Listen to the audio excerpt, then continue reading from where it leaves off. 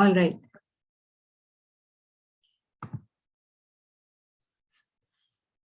तो मंगलाचरण करते हैं सबसे पहले, मगर उससे पहले आपको मैंने कहा था कि आपको ये 2 श्लोक याद करने हैं भागवत के मंगलाचरण के। तो आप में से कौन करना चाहेगा ये मंगलाचरण recite? Hare Krishna.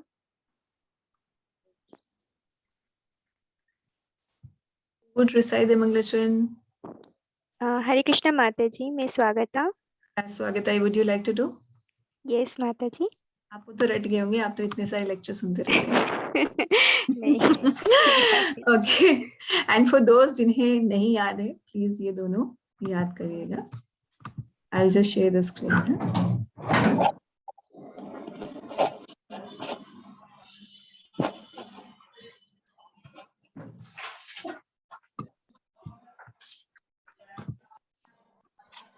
Okay, let's chant Om Namo Bhagavate Vasudevaya and then we'll chant that.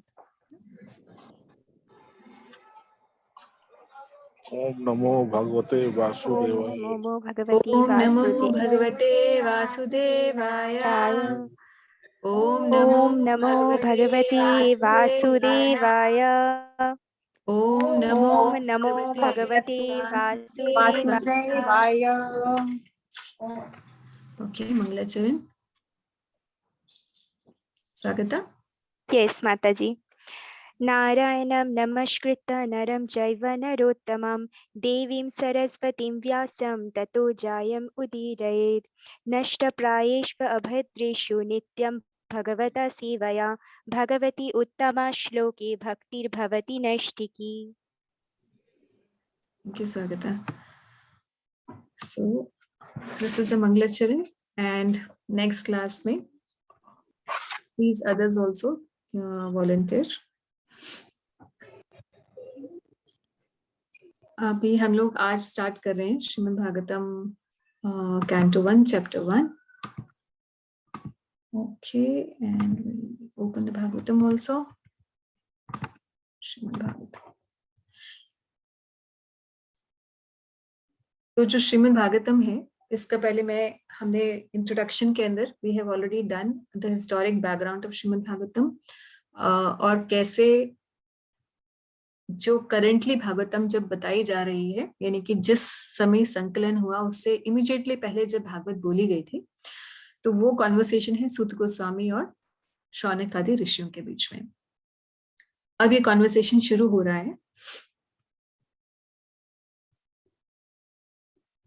और कॉन्वर्सेशन शुरू होने से पहले 3 श्लोक हैं जो कि वेद व्यास जी लिख रहे हैं, which are part of the Bhagavatam, but this is not part of the conversation between the sages. तो इसका मतलब ये है कि ये जो कंपाइलेशन है ये उस इंसिडेंट के बाद हुआ है. व्यासदेव जी ने उस इंसिडेंस के बाद किया है. कौन सा इंसिडेंस? जिस इंसिडेंस पे शौनक आदि ऋषि पूछ रहे हैं भागवत के विषय में सूत गोस्वामी से. तो जब भागवत बोली गई उसके बाद ये स्क्रिप्टिंग हुई है भागवतम की व्यासदेव जी द्वारा. और व्यासदेव जी जब इस भागवत पुराण को शुरू कर रहे हैं तो उससे पहले इन्वोकेशन श्लोका बोल रहे हैं. इन्वोकेशन का मतलब होता है जैसे भगवान का आह्वान करना. इसीलिए इन्वोकेशन का बहुत महत्व है. जब भी हम कुछ भी शुरू करते हैं, कोई भी इसको संपत प्रिंसिपल कहते हैं संस्कृत के अंदर, वैदिक प्रणाली के अंदर. संपत का मतलब है कि जब हम अप्रोच करें किसी भी शास्त्र को, किसी भी ग्रंथ को, तो उससे पहले हम भगवान की कृपा के लिए याचना करें, फिर हम उसको पठन करें. याचना इसलिए करना है क्योंकि हम भले ही कितने भी इंटेलेक्चुअल क्यों ना हो, मगर शास्त्र केवल इंटेलेक्ट, या it is not a matter of intellectual और cognitive intelligence, that how intelligent you are, you can grasp a substance और you can grasp a particular topic. It is not a subject matter of intellect only. तो इसीलिए भगवान की कृपा चाहिए ताकि हम उसका जो पर्पट है उसको भली प्रकार से समझ पाए. और पहले आवाहन, फिर उसके बाद पठन, और उसके बाद फिर प्रार्थना की जाती है. प्रार्थना इसलिए की जाती है कि जो हमने पढ़ा उसे हम ग्रहण कर पाए और अपने जीवन में लगा पाए. तो ये संपत प्रिंसिपल से हम लोग चलते हैं. इसलिए प्रभुपाद जी ने ये इन्वोकेशन करने का जो अभी हमने 2 श्लोक बोले, उस श्लोकों से भागवत के लिए पहले महिमा उनकी गाई जाती है और उसके बाद भागवत पठन किया जाता है। तो उसी प्रणाली से व्यास देव जी भी भगवान वासुदेव जिसके विषय में ये भागवत बोली जा रही है, पहले उनका आह्वान करते हैं पहले ही श्लोक में, और उसके बाद फिर ये श्लोक बोलना शुरू करते हैं। आप में से कई लोगों ने ये फर्स्ट चैप्टर किया है हमारे ASPS ग्रुप के अंदर, तो you already know many things. आप में से कितने लोग हैं जिन्होंने ये ऑलरेडी चैप्टर किया है, मतलब ASPS में कर लिया है? तनिषा, स्वागता,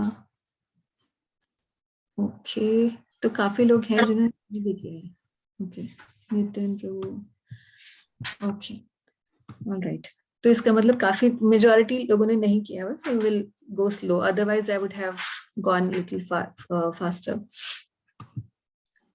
और इन्वोकेशन जैसे हम करते हैं भगवान का, उसी प्रकार से हम इन्वोकेशन करते हैं गुरु का भी। तो इसीलिए हम लोग वैसे जब हम आते हैं इस्कॉन में तो हम श्लोका पंडित बन जाते हैं। श्लोका पंडित वो होता है जिसको बहुत सारे श्लोक रहते होते हैं। और जब मैं फर्स्ट टाइम आई थी इस्कॉन के अंदर, हालांकि मैंने संस्कृत पढ़ी थी स्कूल के अंदर 4-5 साल, मगर जब मैं फर्स्ट टाइम आई और कार्तिक का समय था और उस समय वो नमामेश्वरम गाते हैं, सारी लाइट्स ऑफ हो जाती हैं, दिए जल रहे होते हैं, बहुत सुंदर एटमॉस्फेयर होता है टेम्पल के अंदर। And I went to Radha Pasi temple and everybody was reading it. तो मुझे लगा पता नहीं क्या गा रहे हैं, and then they gave me कि you can also read. So they gave me this sheet on which this shlokas were written. ये जो दामोदर अष्टकम है संस्कृत में होता है। So of course I can read Sanskrit, but I wasn't so pro, and I was trying to read even one word, and everybody was singing it much faster. And I thought, my God, these people are so intelligent out here. Everybody's so intelligent. So that was my first impression. And, and within 1 year only, I learned a lot of these shlokas, and I also became like a regular, you can say, ISKCON devotee. क्योंकि आप शास्त्र पढ़ते हैं तो अपने आप ही वो चीजें आपको आने लग जाती हैं। तो ये सारे श्लोक भी आपको भी आने लग जाएंगे। ऐसा नहीं है कि अभी नहीं पढ़ पा रहे तो हम नहीं ही पढ़ पाएंगे, ऐसा नहीं होगा। जितना आप पढ़ेंगे, जितना आप श्लोकों को रीड करेंगे, उतना ही आप श्लोक रीड कर पाएंगे। इसका एक ही तरीका है। तो ये जो इन्वोकेशन है, सबसे पहले ओम नमो भगवते वासुदेवाय। अब ये पुराण जो है, ऐसे बहुत सारे पुराण हैं जिसमें से प्रमुख पुराण आप में से कौन कौन से नाम बताएंगे? कुछ पुराणों के, कुछ प्रमुख पुराणों के नाम, और उसमें क्या विषय है, या आपको कुछ पता हो, कुछ अंदाजा हो? शिव पुराण है माता जी, शिव पुराण। तो उसमें किसके बारे में महिमा है? शिवा के बारे में।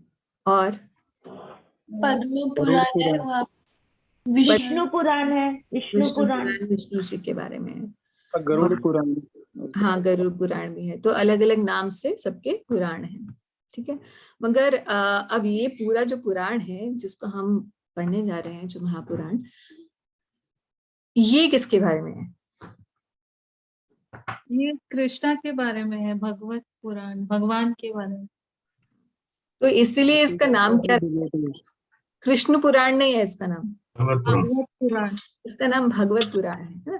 भागवतम है। भागवत पुराण का मतलब है जो कृष्ण से, भगवान से संबंधित है, ऐसा पुराण।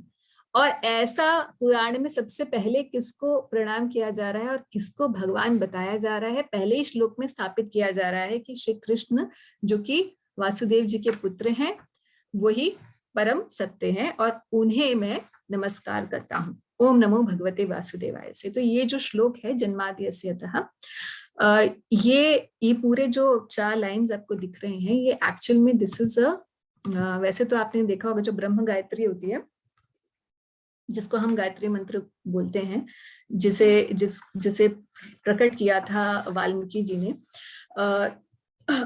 उसे हम गायत्री समझते हैं। और वो गायत्री है भी, ब्रह्म गायत्री है। तो उसके अलावा भी बहुत सारी गायत्रियां होती हैं और अलग अलग देवताओं के लिए भी गायत्री यूज की जाती है। और यहाँ पर गायत्री मंत्र से ही आवाहन किया जा रहा है। तो इसका सबसे पहला आशय ये है कि भागवत पुराण, ये विषय जो श्रीमद् भागवतम का है, वो ऐसे लोगों के लिए है जिनमें सतोगुण पहले से विद्यमान हो।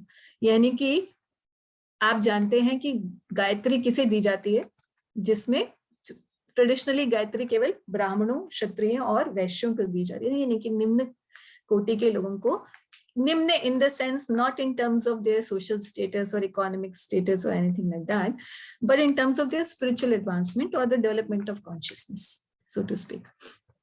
और उसमें भी ब्राह्मण को दी जाती थी सर्वथा। तो ऐसे लोगों के लिए ये पूरा शास्त्र दिया गया है जो ब्राह्मणिकल टेंडेंसीज को अपने अंदर लेकर आ सके। कौन कौन सी ब्राह्मणिकल टेंडेंसीज हैं हमने पढ़ी थी। ब्राह्मण के गुण 18वें अध्याय में 1842 ऑफ भगवद गीता। कौन कौन से गुण थे, कोई याद है?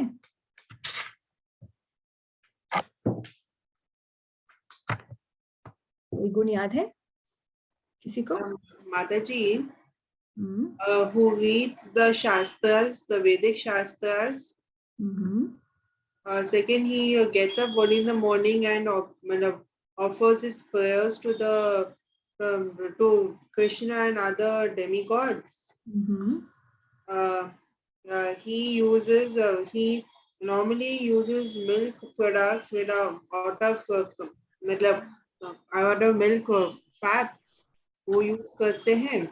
So these are the qualities of Satagun, and they are always calm and composed. Okay, that's very good quality. सबसे जो शास्त्र में दी गई है ब्राह्मण की क्वालिटीज है सत्य अहिंसा का पालन जो करते हैं, तपस्या का पालन करते हैं, दान करते हैं, और ज्ञानम विज्ञानम आस्तिक्यम, लेकिन जिसमें ज्ञान है, विज्ञान है और आस्तिकता है। तो ऐसे लोग जो सत्वगुण का पालन करते हैं इन शॉर्ट, और उनमें सात्विक क्वालिटीज होती हैं, देवी गुण होते हैं, वो ब्राह्मणिकल टेंडेंसीज कही जाती हैं। तो ये क्योंकि ये भगवत विषय से संबंधित ज्ञान है इस शास्त्र के अंदर, इसीलिए इसकी श्रोताओं के लिए भी क्वालिफिकेशन पहले से बता दी गई है इनडायरेक्ट तरीके से। Sorry,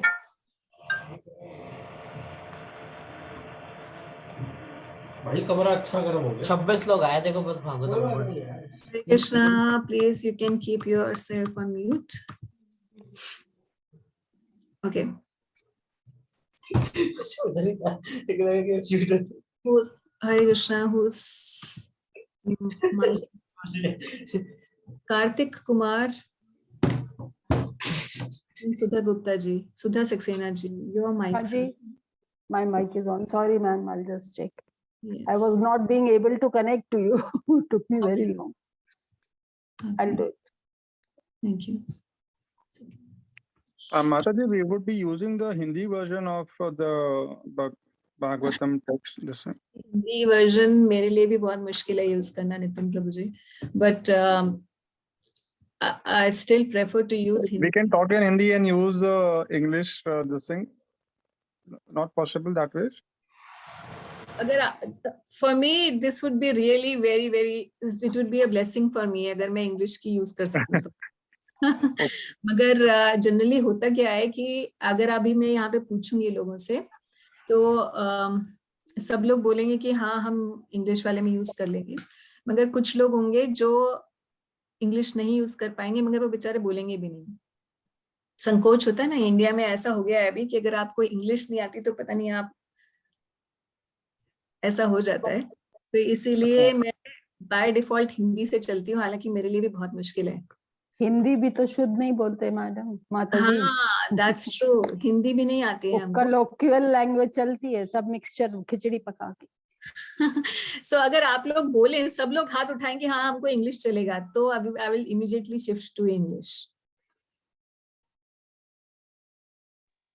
So it's up to you. How many of you would say कि बिल्कुल इंग्लिश चला दो, अपने को चलेगा? Okay, स्वागता, टोटन जी, वैभवी। माता जी हिंदी में फील आता है थोड़ा सा। ये भी है, थोड़ा सा फील आता है। और Yes, इंग्लिश में माता तो जी, हम वैसे भी पढ़ते ही हैं। हिंदी में फील, हिंदी में we can get a good feel of God. Nitin प्रभु, हमारी दाल यहाँ नहीं गलने वाली है। माता जी इंग्लिश बेटर होगा क्योंकि इंग्लिश इजी अंडरस्टैंडिंग, हिंदी बहुत हेवी हो जाता है। Very difficult to understand it. Actually ये जो हिंदी है ना, ये ऐसी है जैसे अगर आप पीएचडी करेंगे हिंदी में तो मुझे जो नहीं समझ में आ रहा है हिंदी बिल्कुल भी, इंग्लिश बेटर होगा। मगर आप में से ज्यादा कुछ ही लोगों का हाथ खड़ा हुआ है फॉर इंग्लिश। देखिए मैं आपको बताती हूँ, पूनम, नितिन, तनिषा, श्याम सुंदरी मस्जी and Khushi and Swagata and Totan Palji, Vaibhavi, Sudha Saxena, इसके अलावा किसी का हाथ खड़ा नहीं है। काफी ओके, सारे जो मेजॉरिटी होगा सबको होगा Majority कंफर्टेबल, वो कर लेंगे। हाँ, तो फतेहजीत सुभाष जी का भी है। So 1, 2, 3, 4, 5, 6, 7 and 8, 9, 10, 11, 12, 13, 15 लोगों का हाथ नहीं खड़ा है। So what to do? Hindi और इंग्लिश? Hindi, man. हाँ? We'll learn Hindi then. देखो आपको हिंदी में भी आप एकदम पहले जब मैंने प्रीचिंग करनी शुरू की, मैं तो सिर्फ इंग्लिश में पढ़ती थी और मैं जब प्रीचिंग करती थी तो लोगों को वो ऐसे सोचते हैं क्या बोल रही है, क्या फटर पटर पटर पटर बोल रही है, मुझे हमको समझ में कुछ नहीं आ रहा है। तो इसलिए मुझे इनिशिएटिव लेना पड़ा हिंदी सीखने के लिए।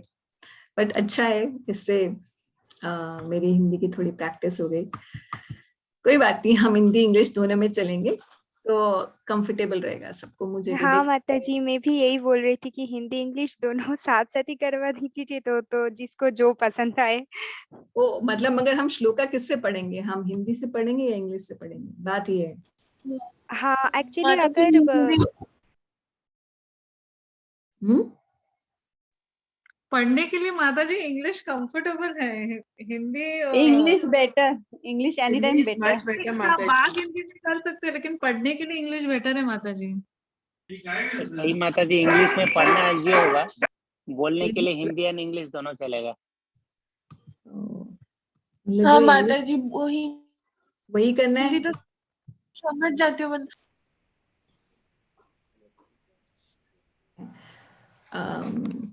भाई जिसको बिल्कुल आपत्ति है वो अभी खोल के बता दें कि हाँ हमको बहुत आपत्ति है, हमसे नहीं हो पाएगा। फिर अगर ऐसा एक भी व्यक्ति होगा जो केवल लैंग्वेज, क्योंकि हिंदी तो फिर भी हम समझ जाएंगे, मतलब जो हिंदी समझता है इंग्लिश बोलने वाला भी हिंदी समझ जाएगा, मगर हिंदी बोलने वाला इंग्लिश नहीं समझ पाएगा।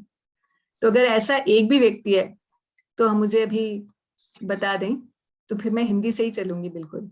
That it's all up to you. कोई नहीं है? So let's start with English. You made my job very easy. All right. ठीक है। Ours as well, माता जी। हाँ, ours okay. ठीक है। All right. ठीक है। तो चलते हैं, इंग्लिश से चलते हैं। तो पहला जो श्लोक है इसमें बहुत सारे पॉइंट्स हैं। इस श्लोक के ऊपर श्रील भक्तिसिद्धांत सरस्वती ठाकुर, जो कि श्रील प्रभुपाद जी के गुरु महाराज हैं, उन्होंने 1 महीने तक every day he spoke on this shloka. So this shloka has very high philosophical content, मगर जो फिलोसफिकल कंटेंट इस श्लोक के अंदर है वो मेजॉरिटी ऐसा कंटेंट है कि जिसने भगवद गीता पढ़ ली है और जो आश्वस्त है कि कृष्ण ही परम भगवान है, उसके लिए बहुत इजी टू अंडरस्टैंड है। तो एक बार हम लोग ट्रांसलेशन पढ़ेंगे इसका। Who will read? कोई पढ़ेगा? माता जी, may I?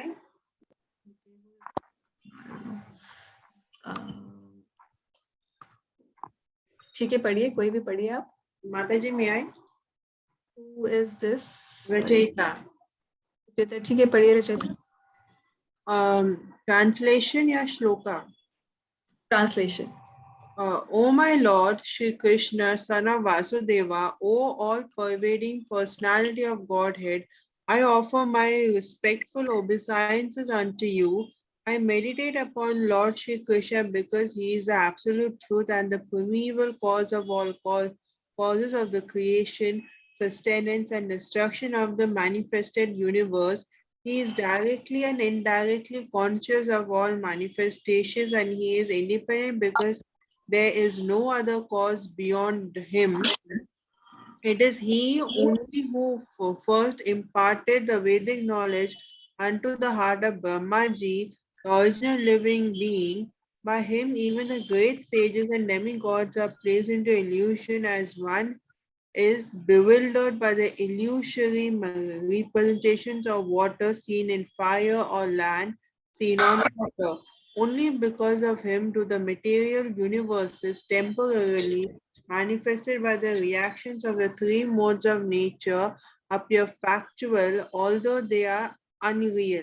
I therefore meditate upon him, Lord Shri Krishna, who is eternally existent in the transcendental abode, which is forever free from the illusory representations of the material world. I meditate upon him, for he is the absolute truth. Hare Krishna. तो काफी लंबा translation है, काफी लंबा ये श्लोक है। तो श्लोक जो है सिंपल सी बात है, एस्टैब्लिश करता है भगवान श्री कृष्ण जो कि वसुदेव जी के पुत्र हैं, उन्हें as a supreme personality of Godhead. तो अगर हम भगवद गीता पढ़ के आए हैं तो हम ये एक्सपेक्ट करते हैं कि ये ग्रंथ उसी व्यक्ति के लिए है जो ये पूरी तरीके से इस बात पे कन्विंस हो चुका है कि अब वो ब्रह्मा विष्णु महेश जो हमने हिंदुइज्म में सुने थे वो वाली बात नहीं है। We are convinced that ultimately Krishna is the supreme personality of Godhead. और क्यों वो कर रहे हैं, श्री कृष्ण के ऊपर ही क्यों ध्यान कर रहे हैं व्यासदेव जी, वो बताते हैं क्योंकि he is the cause of all causes, सभी कारणों के कारण है। और ऐसा नहीं है वो कह रहे हैं कि अब क्योंकि व्यासदेव जी तो सारे ग्रंथ रच ही चुके हैं, धर्मशास्त्र रच ही चुके हैं, इसलिए उन्हें पता है कि ये लिटिल कंफ्यूजन है कि शिव, ब्रह्मा, विष्णु और महेश है ना, तीन, जो ट्रिनिटी का कॉन्सेप्ट है हिंदुइज्म का, he is already knowing that and he wants to cut that right from the beginning. तो कह रहे हैं he is the cause of all causes of creation, sustenance and destruction. यानी कि ब्रह्मा जी सृष्टि करता है, विष्णु जी उसे मेंटेन करते हैं और शिव जी उसका विनाश करते हैं। ये जो कॉन्सेप्ट हमारे अंदर है, ये कॉन्सेप्ट के ऊपर भी ये कॉन्सेप्ट लेकर आ रहे हैं कि भाई ये तीनों करते हैं क्योंकि इन तीनों को काम दे रखा है, मगर ये करते क्यों हैं, उनके कारण क्या है, किस कारण से करते हैं, क्योंकि ये कृष्ण के अध्यक्षता में काम करते हैं, इस बात को बता रहे हैं। He is the cause of creation, sustenance and destruction of the manifested universes. उसके बाद कह रहे हैं कि भाई he is the one who imparted the Vedic knowledge into the heart of Brahma ji, यानी कि शास्त्र भी जो है, शास्त्र की जो नॉलेज है, जो ज्ञान है, ये भी जो ब्रह्मा जी को मिला जिससे उन्होंने सृष्टि की। Who is the original living being का मतलब ये है, ओरिजिनल लिविंग बीइंग मीन्स जो सबसे पहले जीवात्मा हुए। तो जब सृष्टि होती है तो पूरे ब्रह्मांड में सबसे पहले एक जीवात्मा आते हैं ब्रह्मा जी, और ब्रह्मा जी को ये वैदिक ज्ञान किस प्रकार से सृष्टि करनी है ये देते हैं भगवान श्री कृष्ण, ये भी बता रहे हैं। और फिर उसके बाद वो कह रहे हैं कि उन्हीं की वजह से लोग माया में पड़ जाते हैं, बड़े बड़े सेजेस भी और बड़े बड़े डेमिगॉड्स भी। इस बात को भी एस्टैब्लिश कर रहे हैं।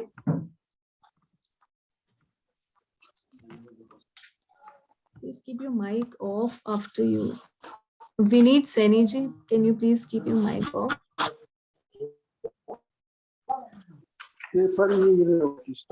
Vineet Saini ji. पेपर मिलेंगे।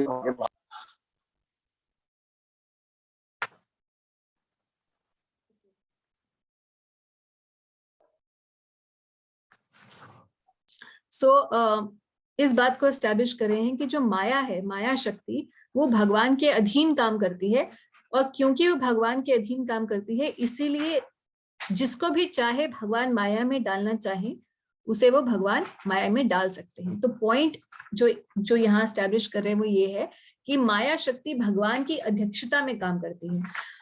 कई बार लोग ये बोलते हैं कि और जनरली स्वागता तो हमेशा ये पूछती रहती है कि लोग इन लोगों का ये कॉन्सेप्ट रहता है, specially that part of the country में, कि देवी जो हैं वो उनकी अध्यक्षता में सब कुछ चल रहा है, यानी कि ब्रह्मा विष्णु महेश जो हैं ये देवी, जिन्हें दुर्गा देवी जो कहते हैं, उनके अध्यक्षता में चल रहा है। मगर अगर हम भगवद गीता से देखें 7:14, जिसमें भी भगवान ने बताया कि 3 गुणों से युक्त जो ये माया है ये मेरी ही शक्ति है, और यहाँ भागवत के पहले ही श्लोक में बताया जा रहा है कि उन्हीं की वजह से लोग इल्यूजन में पड़ जाते हैं। तो यानी कि माया उनकी अध्यक्षता में ही काम करती है। तो ये इंपॉर्टेंट प्रिंसिपल्स बताए गए हैं पहले श्लोक के अंदर। और क्योंकि I assume all of us are on a equal page as far as who is the supreme lord is concern, इसीलिए मैं इस बात को अब और हम लोग नहीं देखेंगे। Will move ahead in this text. जो दूसरा श्लोक है, अच्छा इससे पहले मैं आपको आई फॉरगॉट, तो जो पहला ये चैप्टर है इसका सीक्वेंस किस तरीके से, चैप्टर समरी देख लेते हैं हम लोग। चैप्टर समरी इस तरीके से है कि पहले 3 श्लोक जो है वो इंट्रोडक्शन करेंगे सिर्फ, और श्लोका नंबर 4 to 8 में सुत गोस्वामी को ग्लोरीफाई किया जाएगा। किसके द्वारा? शौनक आदि ऋषि के द्वारा। तो Shaunak ji glorify.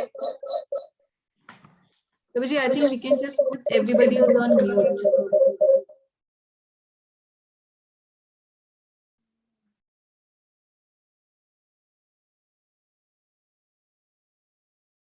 I'm sorry, but I have put everybody on mute so that we can easily.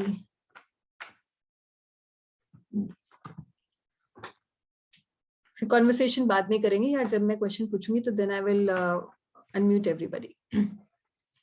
तो अगले जो 4 से लेकर 8 तक श्लोक हैं उसमें शौनक ऋषि सुत गोस्वामी से प्रश्न पूछने से पहले, भागवत के जो मूल विषय प्रश्न हैं उन्हें पूछने से पहले उन्हें ग्लोरीफाई करेंगे कि सुत गोस्वामी से ही ये प्रश्न क्यों पूछे जा रहे हैं।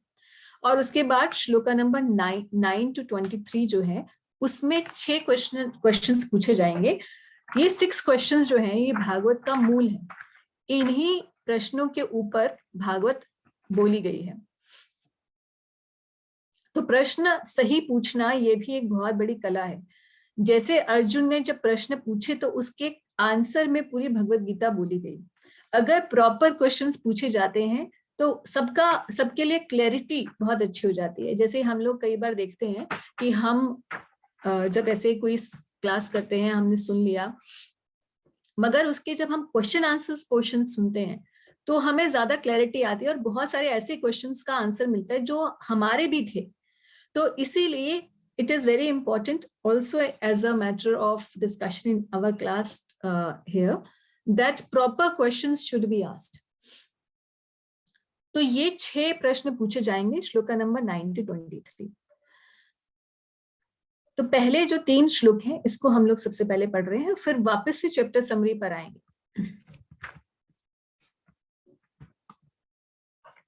Shloka number 2 is also one of the most important shlokas of Srimad Bhagavatam. इसमें बताया गया है कि भागवत पुराण की स्पेशलिटी क्या है। स्पेशलिटी ये है भागवत पुराण की कि इसमें परम सत्य के बारे में बात की गई है। ट्रांसलेशन एक बार पढ़ते हैं। Completely rejecting all religious activities which are materially motivated, यानी कि कौन सी ऐसी कोई भी रिलीजियस एक्टिविटी हो जो मटेरियली मोटिवेटेड हो। हमने देखा था जब हम गुणों की चर्चा कर रहे थे कि श्रद्धा के भी 3 विभाग होते हैं। तो कोई लोग राजसिक श्रद्धा रखते हैं, कोई सात्विक श्रद्धा रखते हैं और कोई तामसिक श्रद्धा रखते हैं। जैसे जैसे गुणों में व्यक्ति होता है उसके हिसाब से उसकी श्रद्धा होती है और उसके हिसाब से ही वो धर्म का पालन करता है। मगर भागवत पुराण के अंदर ऐसे ही किसी धर्म के बारे में बात नहीं की गई है। ऐसे धर्म के बारे में बात की गई है जो परम सत्य के बारे में बात करता है। यानी कि 3 श्रेणियां हमने देखी थी। एक होता है अधर्म, और फिर होता है धर्म, और फिर उसके ऊपर होता है भागवत धर्म। ये कॉन्सेप्ट हमने डिस्कस किया था भगवद गीता के अंदर भी, कि कुछ तो ऐसी जनता है जो कि रजोगुण तमोगुण के अंदर है और वो ये सोचती है कि सारी दुनिया जो है मेरे लिए ही बनी हुई है। Such kind of people, either they do not follow religion, or if they follow the religion, then they have their material motivations to it.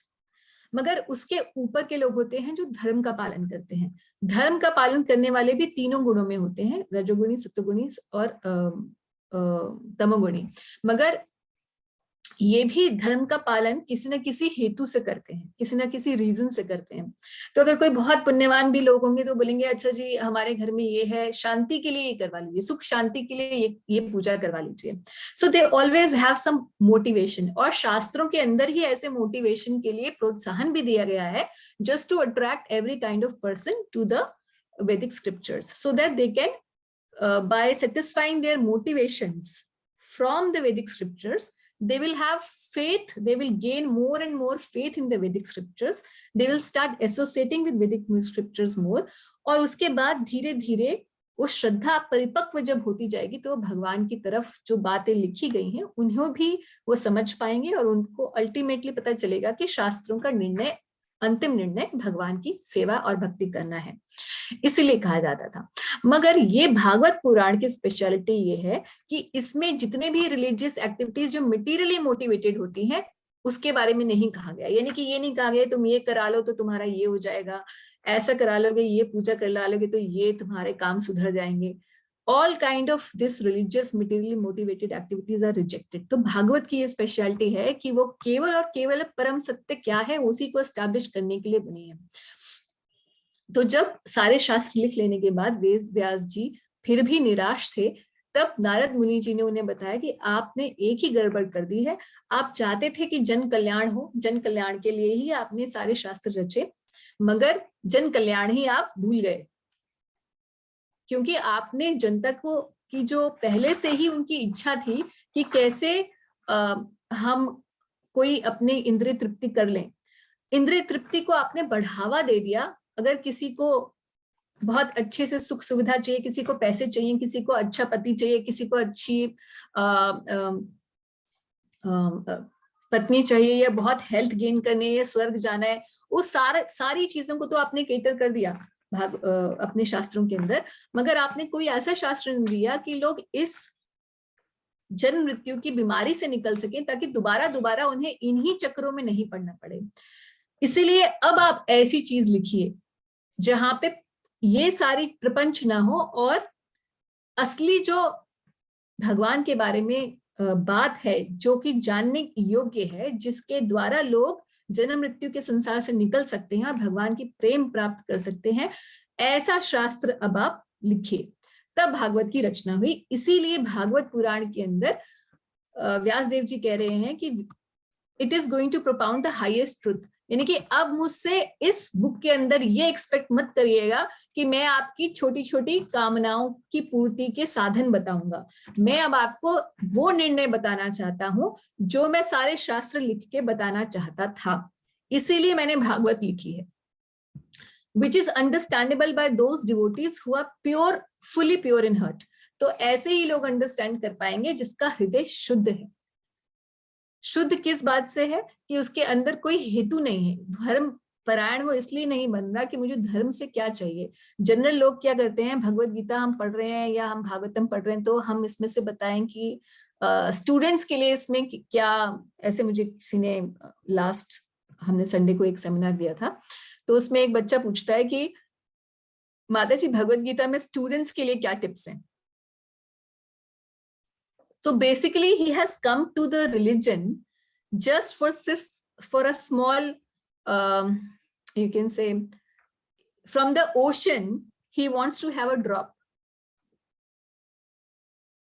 So scriptures इस चीज के लिए नहीं है, हालांकि scriptures ये सब गाइडेंस भी देते हैं, मगर ऐसे scriptures जो भक्ति को स्थापित कर रहे हैं जैसे भगवत गीता और भागवतम, उसमें मटेरियल मोटिवेशन हम नहीं लेकर आए तो हम उस ग्रंथ को का जो विषय है उसको ग्रहण कर पाएंगे। तो इसलिए फुली प्योर इन हार्ट जो एक्चुअल में who do not have material desires, ऐसे ही लोग भागवत को अच्छी तरीके से समझ पाएंगे। और ऐसा होने से क्या होगा, कह रहे हैं कि सच ट्रुथ अपरूट्स द थ्रीफोल्ड मिजरीज। तो आदि भौतिक, आदि दैविक और आदि आत्मिक, तीन प्रकार की जो कष्ट हैं वो हमें घेरे रहते हैं, हर जीवात्मा को घेरे रहते हैं इस भौतिक जगत के अंदर। तो तीनों प्रकार के, जिसको त्रिताप भी कहा जाता है, तो इन त्रितापों से भागवत हमें बचा सकता है। क्यों? क्योंकि ये हमें ऐसे पथ पे ले जाएगा जहां पर जाने के बाद अब ये तीन ताप होते हुए भी हमें सताएंगे नहीं। भौतिक जगत का निर्माण इस तरीके से भगवान ने किया है कि ये दुखालयम अशाश्वतम है, दुखालयम यानी कि it is made to give misery. But for that person who reads Bhagavatam or he applies Bhagavatam in his life, the threefold miseries will be uprooted. फिर कह रहे हैं कि this beautiful Bhagavatam is compiled by Vyasadeva in his maturity is sufficient in itself for God realization. तो केवल भागवत पढ़ने से किसी को भगवान की प्राप्ति हो सकती है, क्योंकि ये जो भागवत है ये श्री कृष्ण का ही स्वरूप है, भगवान श्री कृष्ण का वांग्मय स्वरूप है. भगवान श्री कृष्ण इन पन्नों में व्यक्ति भागवत पढ़ के भगवान का दर्शन कर सकते हैं, यानी कि भागवत का दर्शन कर सकता है. और सबसे बड़ी बात यह है कि भागवत जो ग्रंथ है इसकी सेवा करने से व्यक्ति खुद भी भागवत हो जाता है. इसका मतलब ये नहीं है कि वो भगवान बन जाता है, मतलब वो भगवान से जुड़ा हुआ हो जाता है, यानी कि वो एक वैष्णव बन जाता है इन द रियल सेंस. वो कह रहे हैं व्यासदेव जी कि what is the need of any other scripture, यानी कि अगर भगवान की प्राप्ति के लिए केवल भागवत ही सफिशिएंट है तो किसी और ग्रंथ की आवश्यकता नहीं है. तो खुद ही ग्लोरीफाई कर रहे हैं इस भागवतम को. और फिर कह रहे हैं कि भाई as soon as one attentively and submissively hears the message of Bhagavatam, by this culture of knowledge the supreme lord is established within the heart. तो वैसे तो भगवान सबके हृदय में है ही, मगर हमारी रियलाइजेशन नहीं है ऐसी कि भगवान हमारे हृदय में है, नहीं तो हम गलत काम करने से हमेशा डरें और करें ही नहीं. मगर ये रियलाइजेशन आने के लिए कि भगवान के बारे में हम this is the whole process, Krishna consciousness, being conscious that Krishna is there and he is there with us every moment and he is watching each and every action of ours. ऐसी जब कॉन्शियसनेस आ जाए, ऐसी जब चेतना आ जाए, भगवान की चेतना, तो कब आएगी? जब भागवत का श्रवण करेगा कोई अटेंटिवली एंड सबमिसिवली. तो सबमिसिवली एंड अटेंटिवली ये दोनों चीजें बहुत जरूरी है. यानी कि अटेंटिवली का मतलब तो ये है, जैसे हमने पिछले इंट्रोडक्शन में देखा था कि एक अटेंटिव लिसनर कौन होता है, और सबमिसिवली का मतलब ये है कि ऐसे प्रश्न पूछना जो कि केवल जिज्ञासा के लिए नहीं हो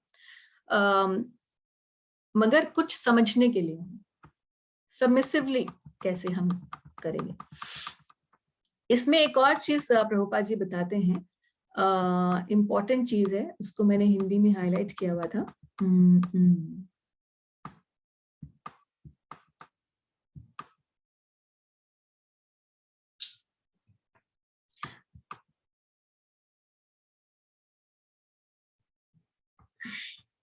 ओके, चलिए आगे चलते हैं. थर्ड श्लोक में तीसरा श्लोक जो है इन्विटेशन टू रीड भागवतम है.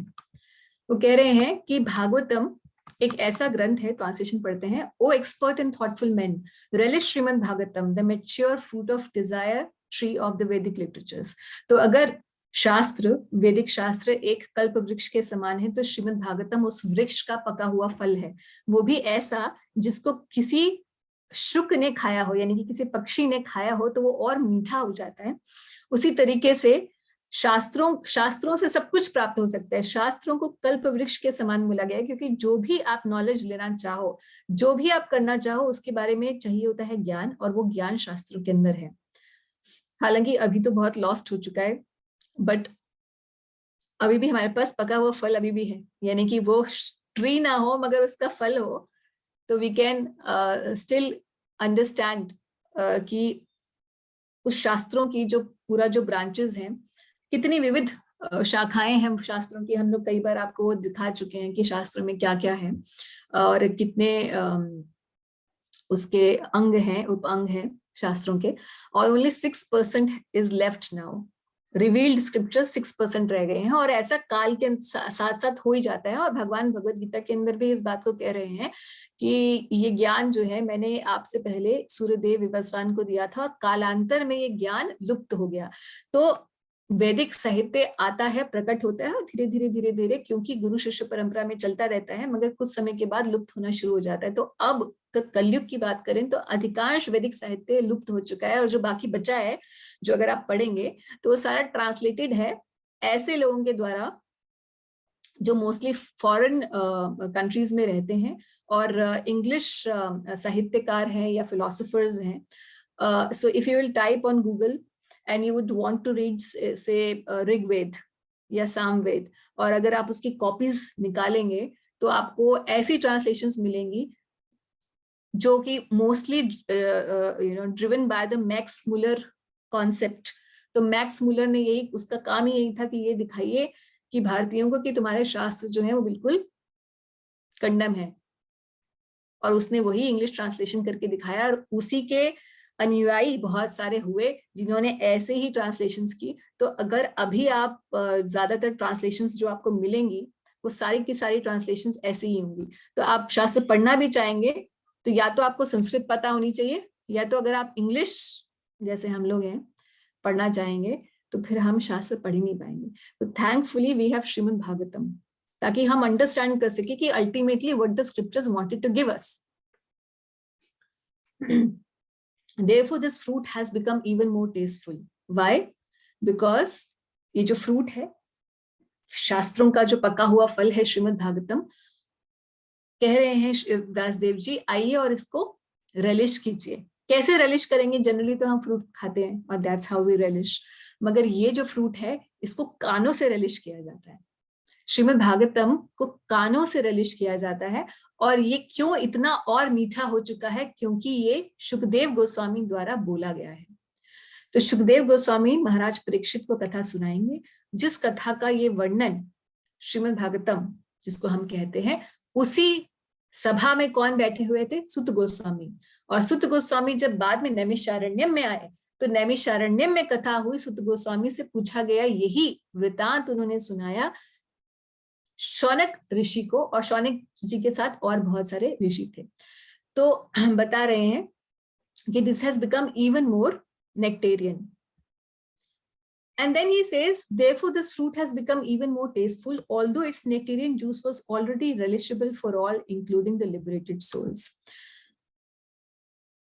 ऐसा क्यों बोला है? इसको प्रभुपाद जी बताते हैं कि भाई जनरली इस भौतिक जगत के अंदर जो चीजें होती हैं, जो भी रस होते हैं इस भौतिक जगत के अंदर, रस मतलब हर एक काम में हमें रस आता है तभी हम वो काम करते हैं। जैसे हमें धर्म में रुचि है तो इसलिए हम आए हैं यहाँ पर और हम सुन रहे हैं भागवत को। किसी की रुचि हो सकती है म्यूजिक में, उसको वहां से रस मिलता है। किसी को अच्छे खाने से रस मिलता है, किसी को अच्छे अच्छे रिलेशनशिप से रस मिलता है। तो अलग अलग चीजों में हमें रस मिलता है, इसीलिए वो हम काम करते हैं। मगर ऐसे भी कोई लोग हैं जो बिल्कुल मुक्त हो चुके हैं, इस पूरी दुनिया के जितने भी प्रपंच हैं उनसे मुक्त हो चुके हैं। मुक्त पुरुषों को किस चीज में रस मिलता होगा? मुक्त पुरुषों को तो इस भौतिक जगत की किसी चीज में रस नहीं मिलता, मगर ऐसे लोगों को भी, यानी कि लिबरेटेड सोल्स को भी श्रीमद् भागवतम में रस मिलता है। क्यों मिलता है? क्योंकि उन्हें लोअर टेस्ट, इस दुनिया के लोअर टेस्ट उन्हें बांधते नहीं है। They want something higher, higher taste. Bhagavad Gita 259 में भगवान कहते हैं कि अगर आप इस दुनिया के जो लोअर टेस्ट हैं उनको छोड़ना चाहते हो तो एक ही तरीका है, आपको हायर टेस्ट अपनाना पड़ेगा।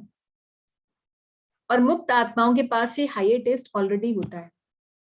इसका एग्जाम्पल सुखदेव गोस्वामी स्वयं है।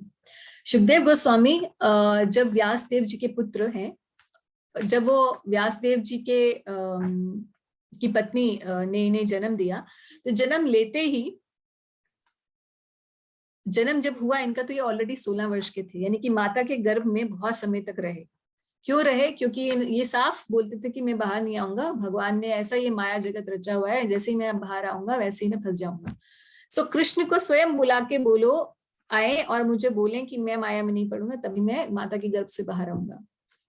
तो स्वयं श्री कृष्ण आए और उन्होंने कहा कि आप आइए बाहर और आप माया में नहीं पड़ेंगे, this is my promise to you.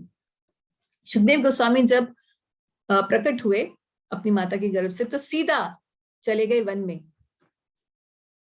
यानी कि व्यास देव जी की तरफ भी नहीं देखा, माँ की तरफ भी नहीं देखा, बस इतने विरक्त थे कि बस सीधा चले गए वन में।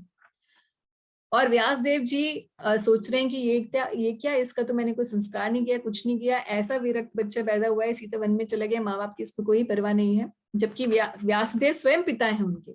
तो व्यास देव जी ने सोचा कि ये समझ गए कि ये मुक्त है, बचपन से ही ये मुक्त है, तो ऐसे व्यक्ति को आकर्षित करने के लिए मेरा और कोई भी तीर नहीं चलने वाला, इसको घर बुलाने का एक ही तरीका है। तो उन्होंने अपने भेजे कुछ शिष्य वन में और उनको 2 श्लोक श्रीमद् भागवतम के सुनाए और बोला कि ये श्लोक गाते हुए जाना तुम, और ये श्लोक पढ़ने चाहिए किसके कान में? सुखदेव गोस्वामी के। जब सुखदेव गोस्वामी ने ये श्लोक 2 सुने भागवत के, बहुत ही सुंदर श्लोक है, उसमें से एक श्लोक जो है वो ये है कि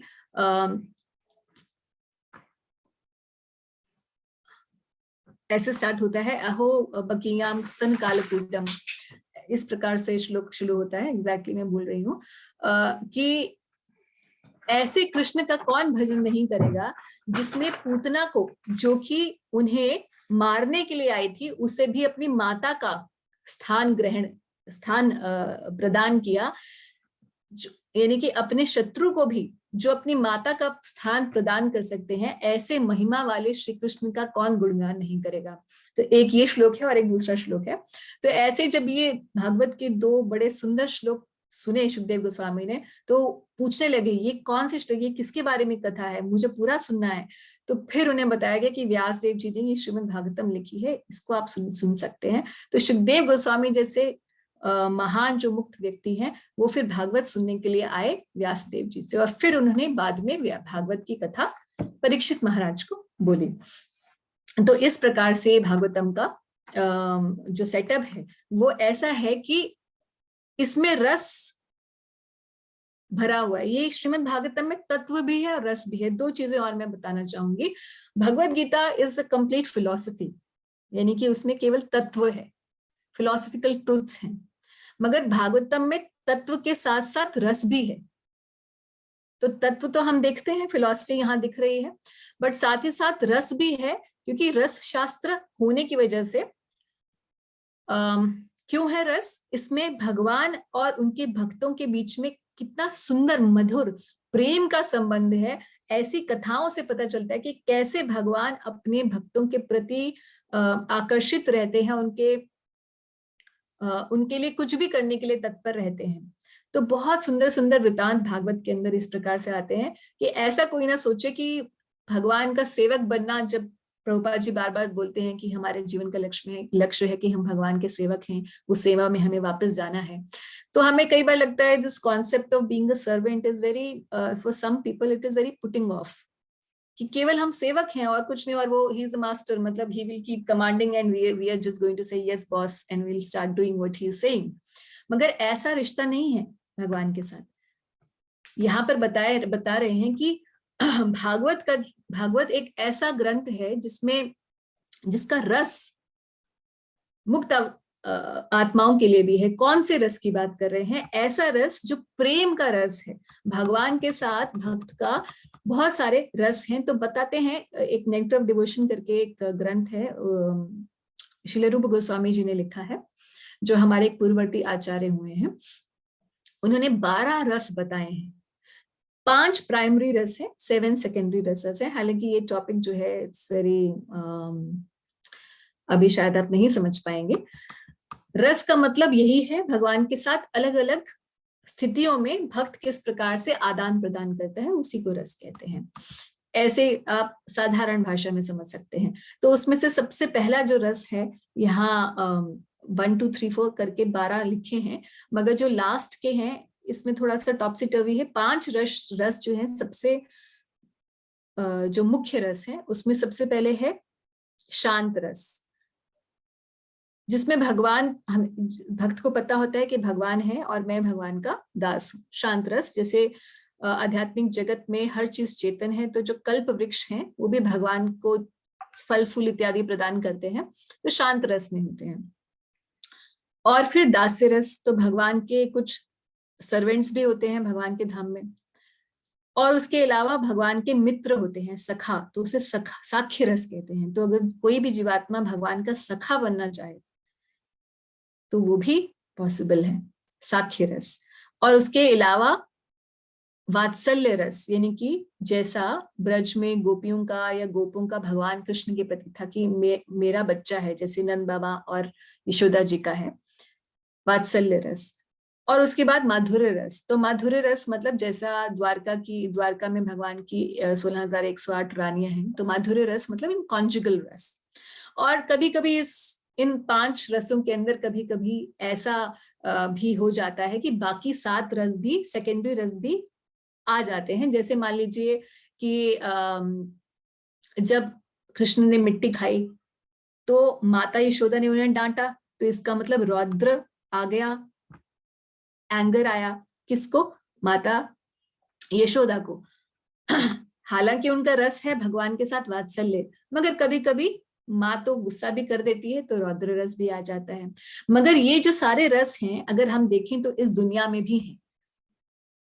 ये सारे रस ऐसे हमारे फ्रेंड्स भी हैं, हमारे सर्वेंट्स भी होते हैं, हमारे माँ बाप भी होते हैं, और हमारा कॉन्जुगल यानी कि हमारे पार्टनर्स होते हैं। तो हमारा इस भौतिक जगत में भी ये रस होते हैं, मगर आध्यात्मिक जगत में भगवान के साथ आध्यात्मिक आदान प्रदान के लिए ये रस होते हैं। और ये पूरा जो भौतिक जगत है, जब हमने 15वां अध्याय पढ़ा था भगवद गीता का, तो हमने पढ़ा था कि ये भौतिक जगत it is a perverted reflection of the spiritual world. तो 12 के 12 ये जो रस हैं अपने पूर्ण शुद्ध रूप में आध्यात्मिक जगत में है। और क्योंकि ये भौतिक जगत उस ही रियलिटी का एक परवर्टेड रिफ्लेक्शन है, इसलिए इस जगत में भी हम ऐसे रिश्ते देखते हैं, मगर इन रिश्तों में कुछ भी स्पिरिचुअल नहीं होता। ये बार बार हमारी मृत्यु के साथ साथ चेंज होते जाते हैं। तो ये 12 रस भक्त भगवान के साथ कैसे आदान प्रदान करते हैं, उसी को रस कहते हैं, इसीलिए इसको रस शास्त्र भी कहा गया है। इसमें एक और चीज जो है प्रभुपाद जी लिखे हैं, कुछ एक इम्पोर्टेंट इंस्ट्रक्शन श्रील प्रभुपाद जी ने लिखी है।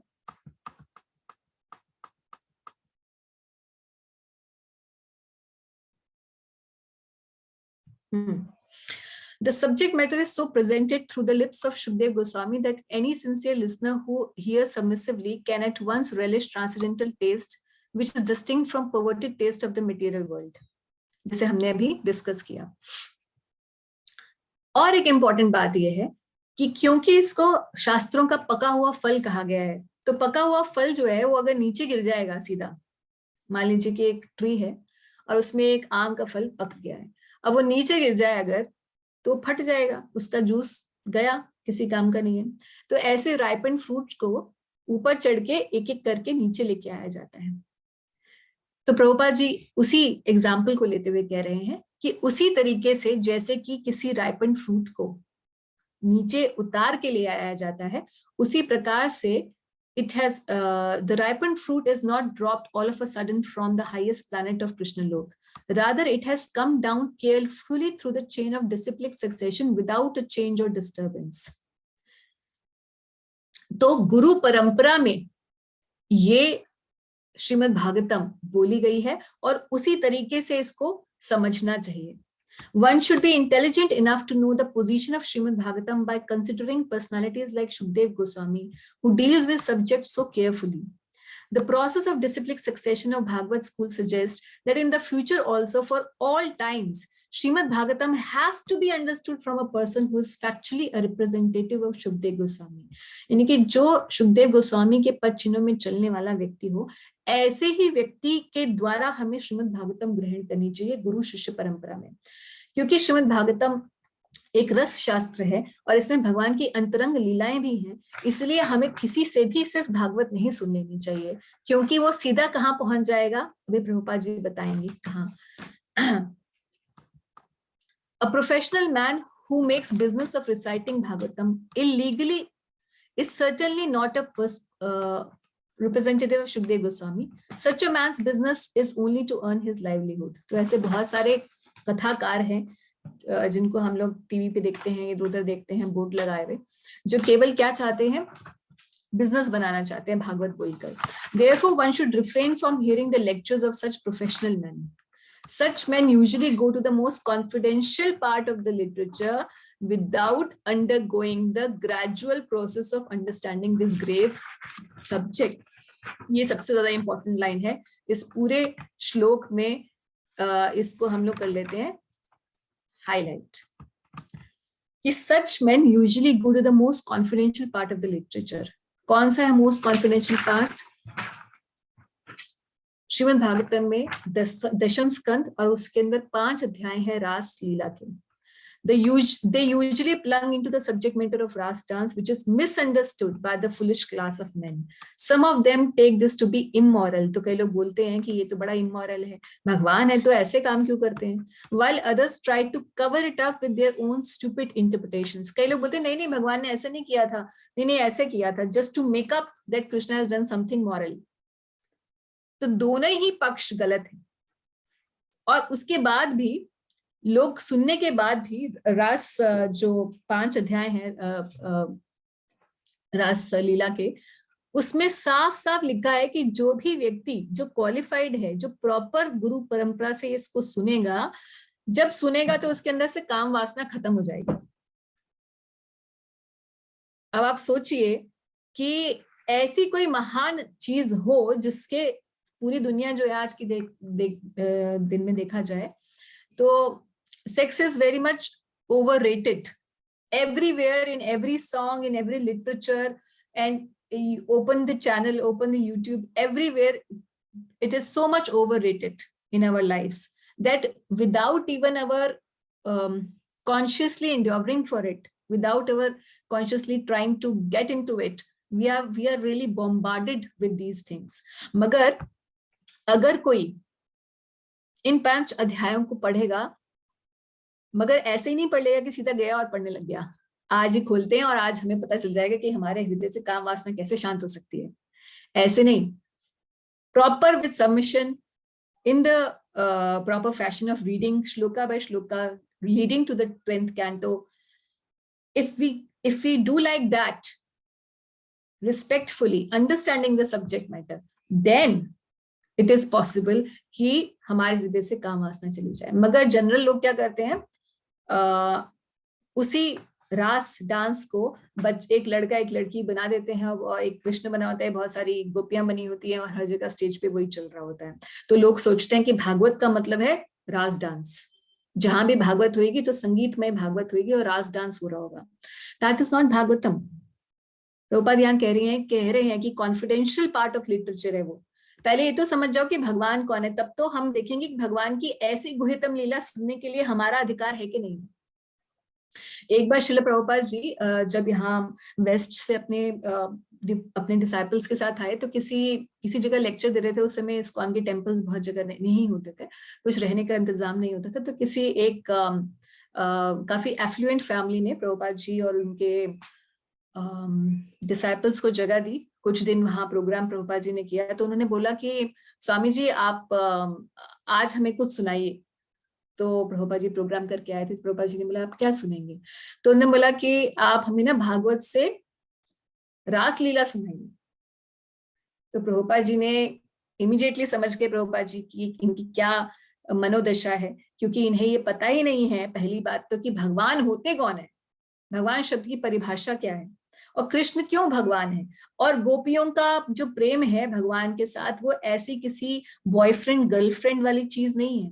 तो ये नहीं जानते हैं कि ये पूछ क्या रहे हैं. इसलिए प्रभुपाद जी ने बोला कि नहीं, पहले तो प्रभुपाद जी टालते रहे कि नहीं हमें अभी हम नहीं सुनेंगे इसको, अभी आप इसके लिए क्वालिफाइड नहीं है. तो उन्होंने कहा नहीं फिर भी आप सुनाइए. तो 3-4 बार ऐसे प्रभुपाद जी ने बोला कि देखिए मैं नहीं सुना पाऊंगा क्योंकि मैं ही क्वालिफाइड नहीं हूँ बोलने के लिए. तो प्रभुपाद जी ने यहाँ तक कह दिया, जबकि प्रभुपाद जी श्रीमद् भागवतम लिख चुके हैं, कमेंट्री कर चुके हैं रास डांस के ऊपर, पर प्रभुपाद जी ने देखा कि इनकी पात्रता ही नहीं है श्रवण के लिए. इसलिए प्रभुपाद जी ने बोला कि मैं क्वालिफाइड नहीं हूँ, आप क्वालिफाइड होंगे सुनने के लिए, मैं क्वालिफाइड नहीं हूँ बोलने के लिए. तो इस बात पे हमारा जो वैष्णव सिद्धांत है, जो वास्तविकता, भगवान की वास्तविकता को स्टैब्लिश करता है, वो बहुत रिस्पेक्टफुली इस चीज से डील करता है. So we don't jump into it, we worship these 5 chapters and only those devotees जो सिंसियर डिवोटीज होते हैं वो बहुत ध्यान से इन 5 अध्यायों को पढ़ते हैं. मगर तभी जब वो पूरे 9 कैंटोस यानी कि 9 स्कंद पढ़ चुके होते हैं, जप कर रहे होते हैं और किसी ना किसी माध्यम से सेवा भी कर रहे होते हैं भगवान की, पूरी तरीके से जब उनका जीवन अच्छे से गुजर रहा होता है, भक्तिमय गुजर रहा होता है, उनकी मानसिक चेतना जो होती है वो काम वासना से पूर्ण नहीं होती है, अधिकांश रूप से वो ठीक हो चुके होते हैं, यानी कि ये जो मलिनता है हृदय की वो जा चुकी होती है, तब भक्त लोग इन 5 अध्यायों को पढ़ते हैं। तो हालांकि ये रस शास्त्र है, मगर उस रस को लेने के लिए अपनी पहले पात्रता बनानी पड़ेगी। कैसे? सिद्धांत समझने के बाद, ये समझने के बाद कि भगवान क्या हैं, ये समझने के बाद। तो प्रभुपाद कंक्लूडिंग वर्ड्स में यही लिख रहे हैं कि one should conclude therefore that the serious students of rasa should receive the message of Bhagavatam in the chain of disciplic succession from Srila Sukadeva Goswami, who describes Bhagavatam from its very beginning and not whimsically to satisfy the mundaner who has very little knowledge in transcendental science.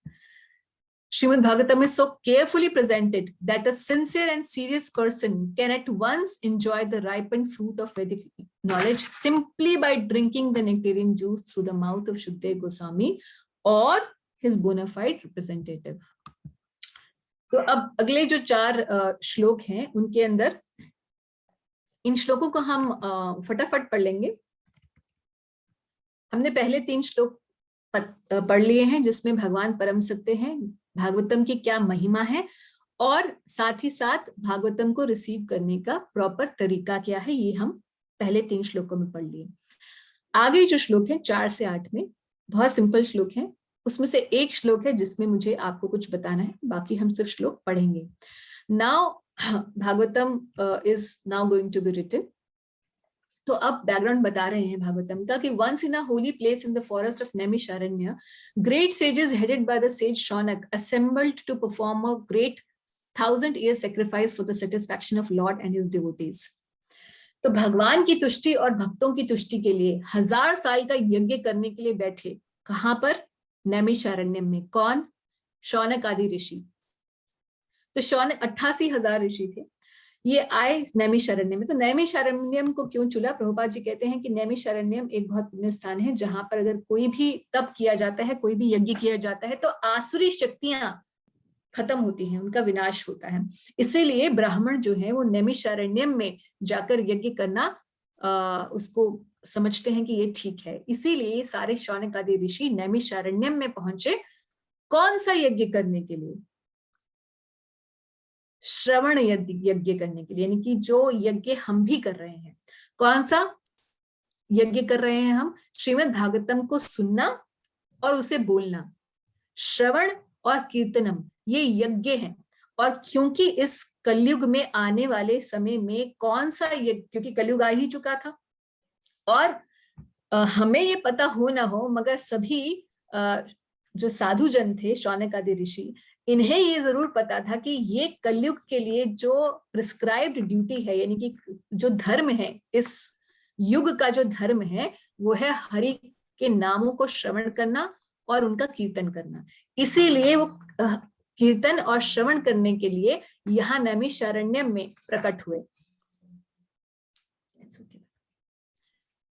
नैमिषारण्यम में लोग प्रकट हुए और नैमिषारण्यम की महिमा यहाँ प्रभुपाद जी बता रहे हैं कि it is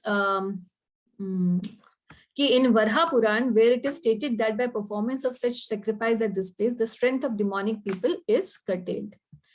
So Brahmins prefer Naimisharanyam for such sacrificial performances.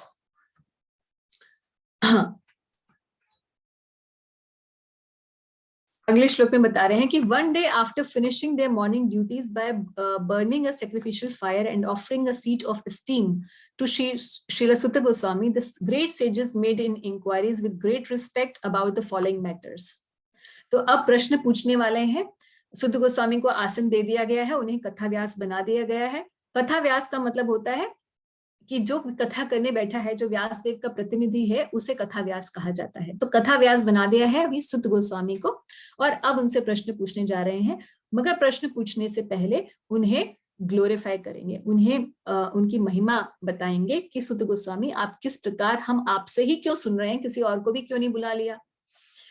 The sages said, respected Sutta Goswami, you are completely free from all vices. You are well versed in all scriptures famous for religious life and in the Puranas and the histories as well. For you have gone through them under proper guidance and have also explained them. तो बता रहे हैं कि सुत गोस्वामी या कोई भी कथा करता है भागवत पर, तो उसका जीवन चरित्र पहले सबसे पहले देखना है कि उसका चरित्र क्या है।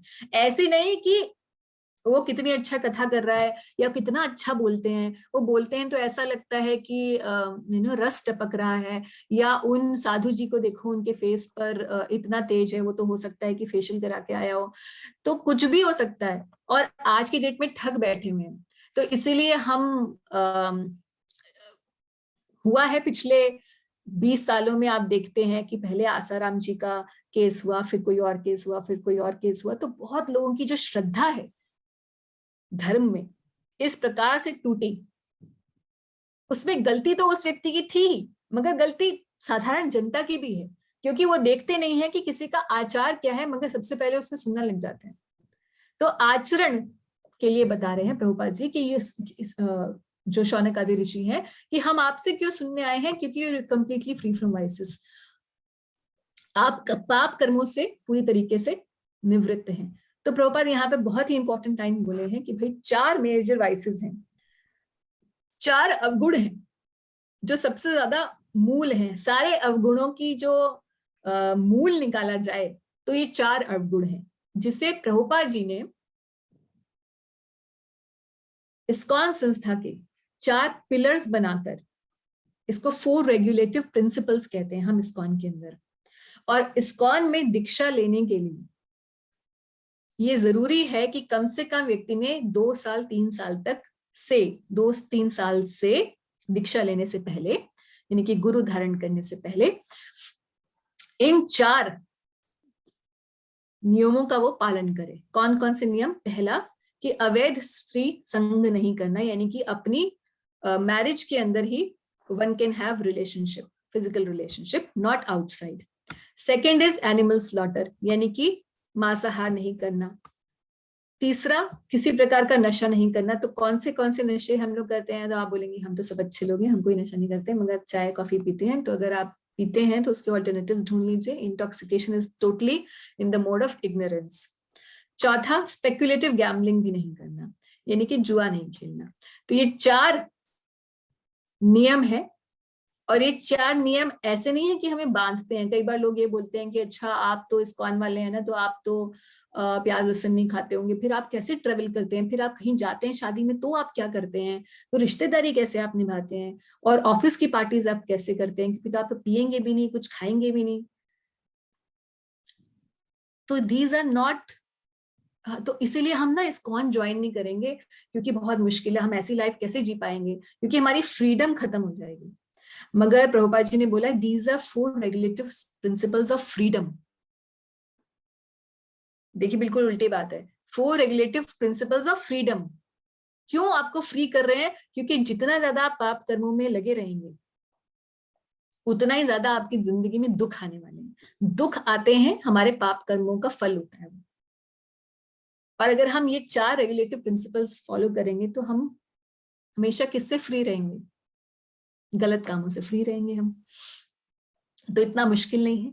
हजारों भक्त हैं, लाखों भक्त हैं इस्कॉन के, और मोस्टली ऐसे भक्त हैं जो कि हम आपके जैसे ऑफिस जाने वाले और घर गृहस्थी वाले हैं, जिनकी रिश्तेदारी है, सब कुछ है, बट फिर भी we are able to follow it. So it is to be understood that these are 4 regulative principles of freedom.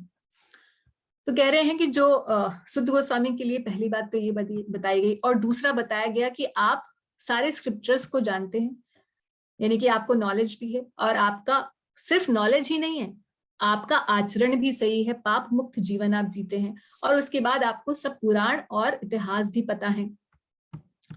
और दूसरी बात, you have gone through them under proper guidance, यानी कि ऐसा नहीं कि आपने ही कुछ लिख लिया है और आप अपने हिसाब से बोल रहे हैं।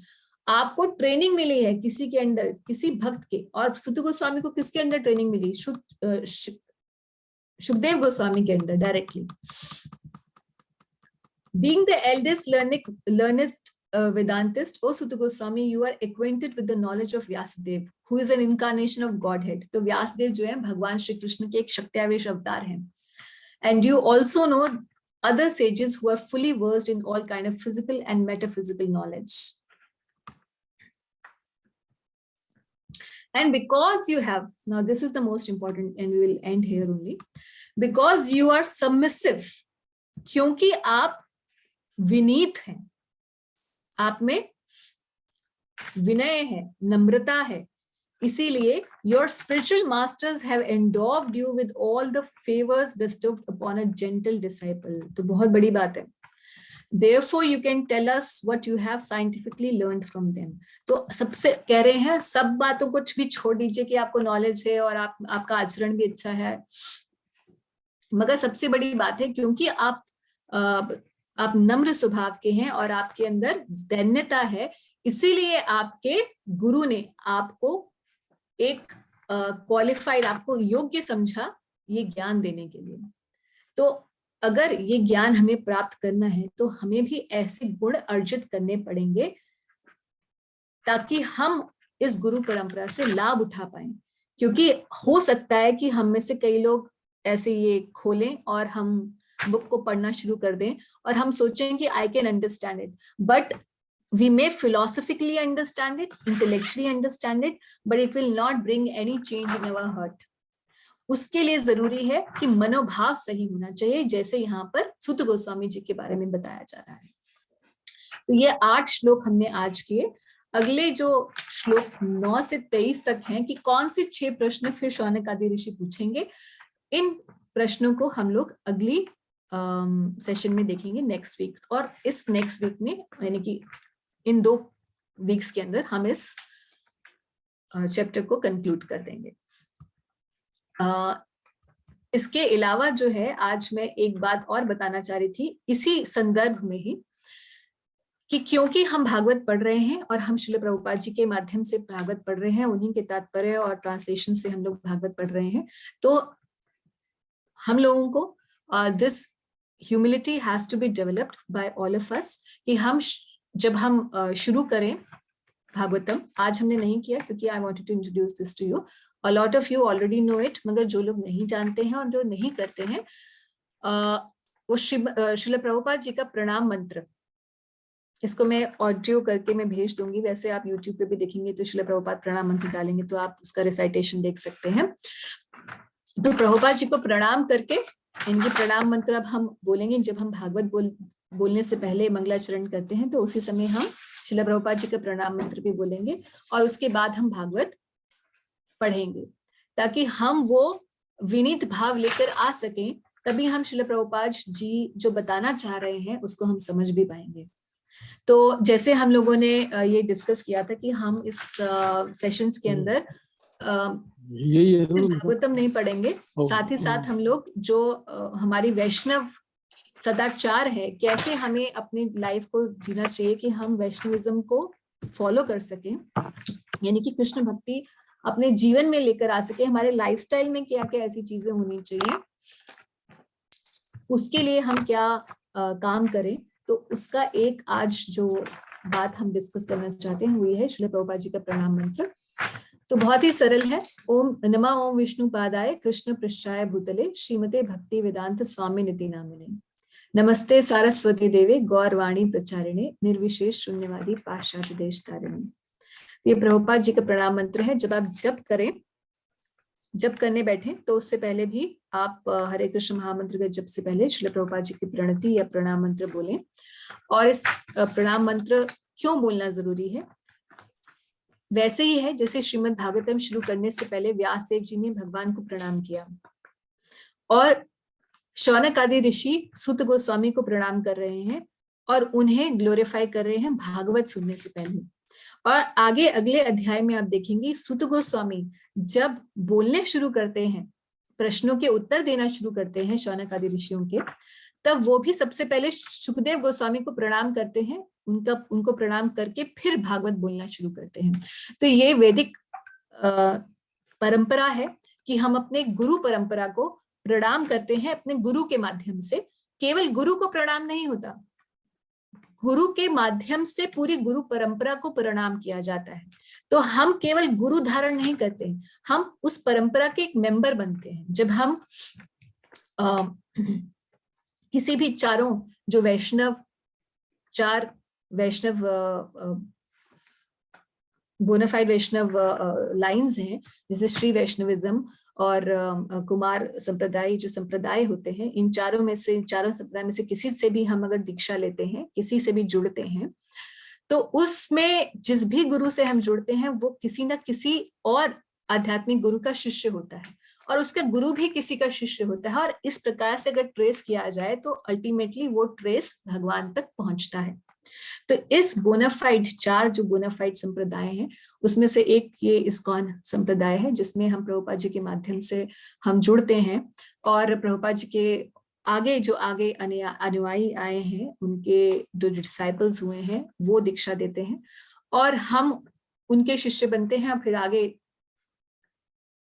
इस प्रकार से गुरु शिष्य परंपरा आगे चलती है। तो इसीलिए गुरु को प्रणाम करके फिर हम कोई भी स्पिरिचुअल काम करते हैं। तो हम जो भी पूजा करते हैं उससे पहले प्रभुपाद जी का प्रणाम मंत्र बोलते हैं, और जप करने से पहले बोलते हैं, भागवत श्रवण बोलने से पहले भी हमें प्रभुपाद जी का प्रणाम मंत्र बोलना चाहिए।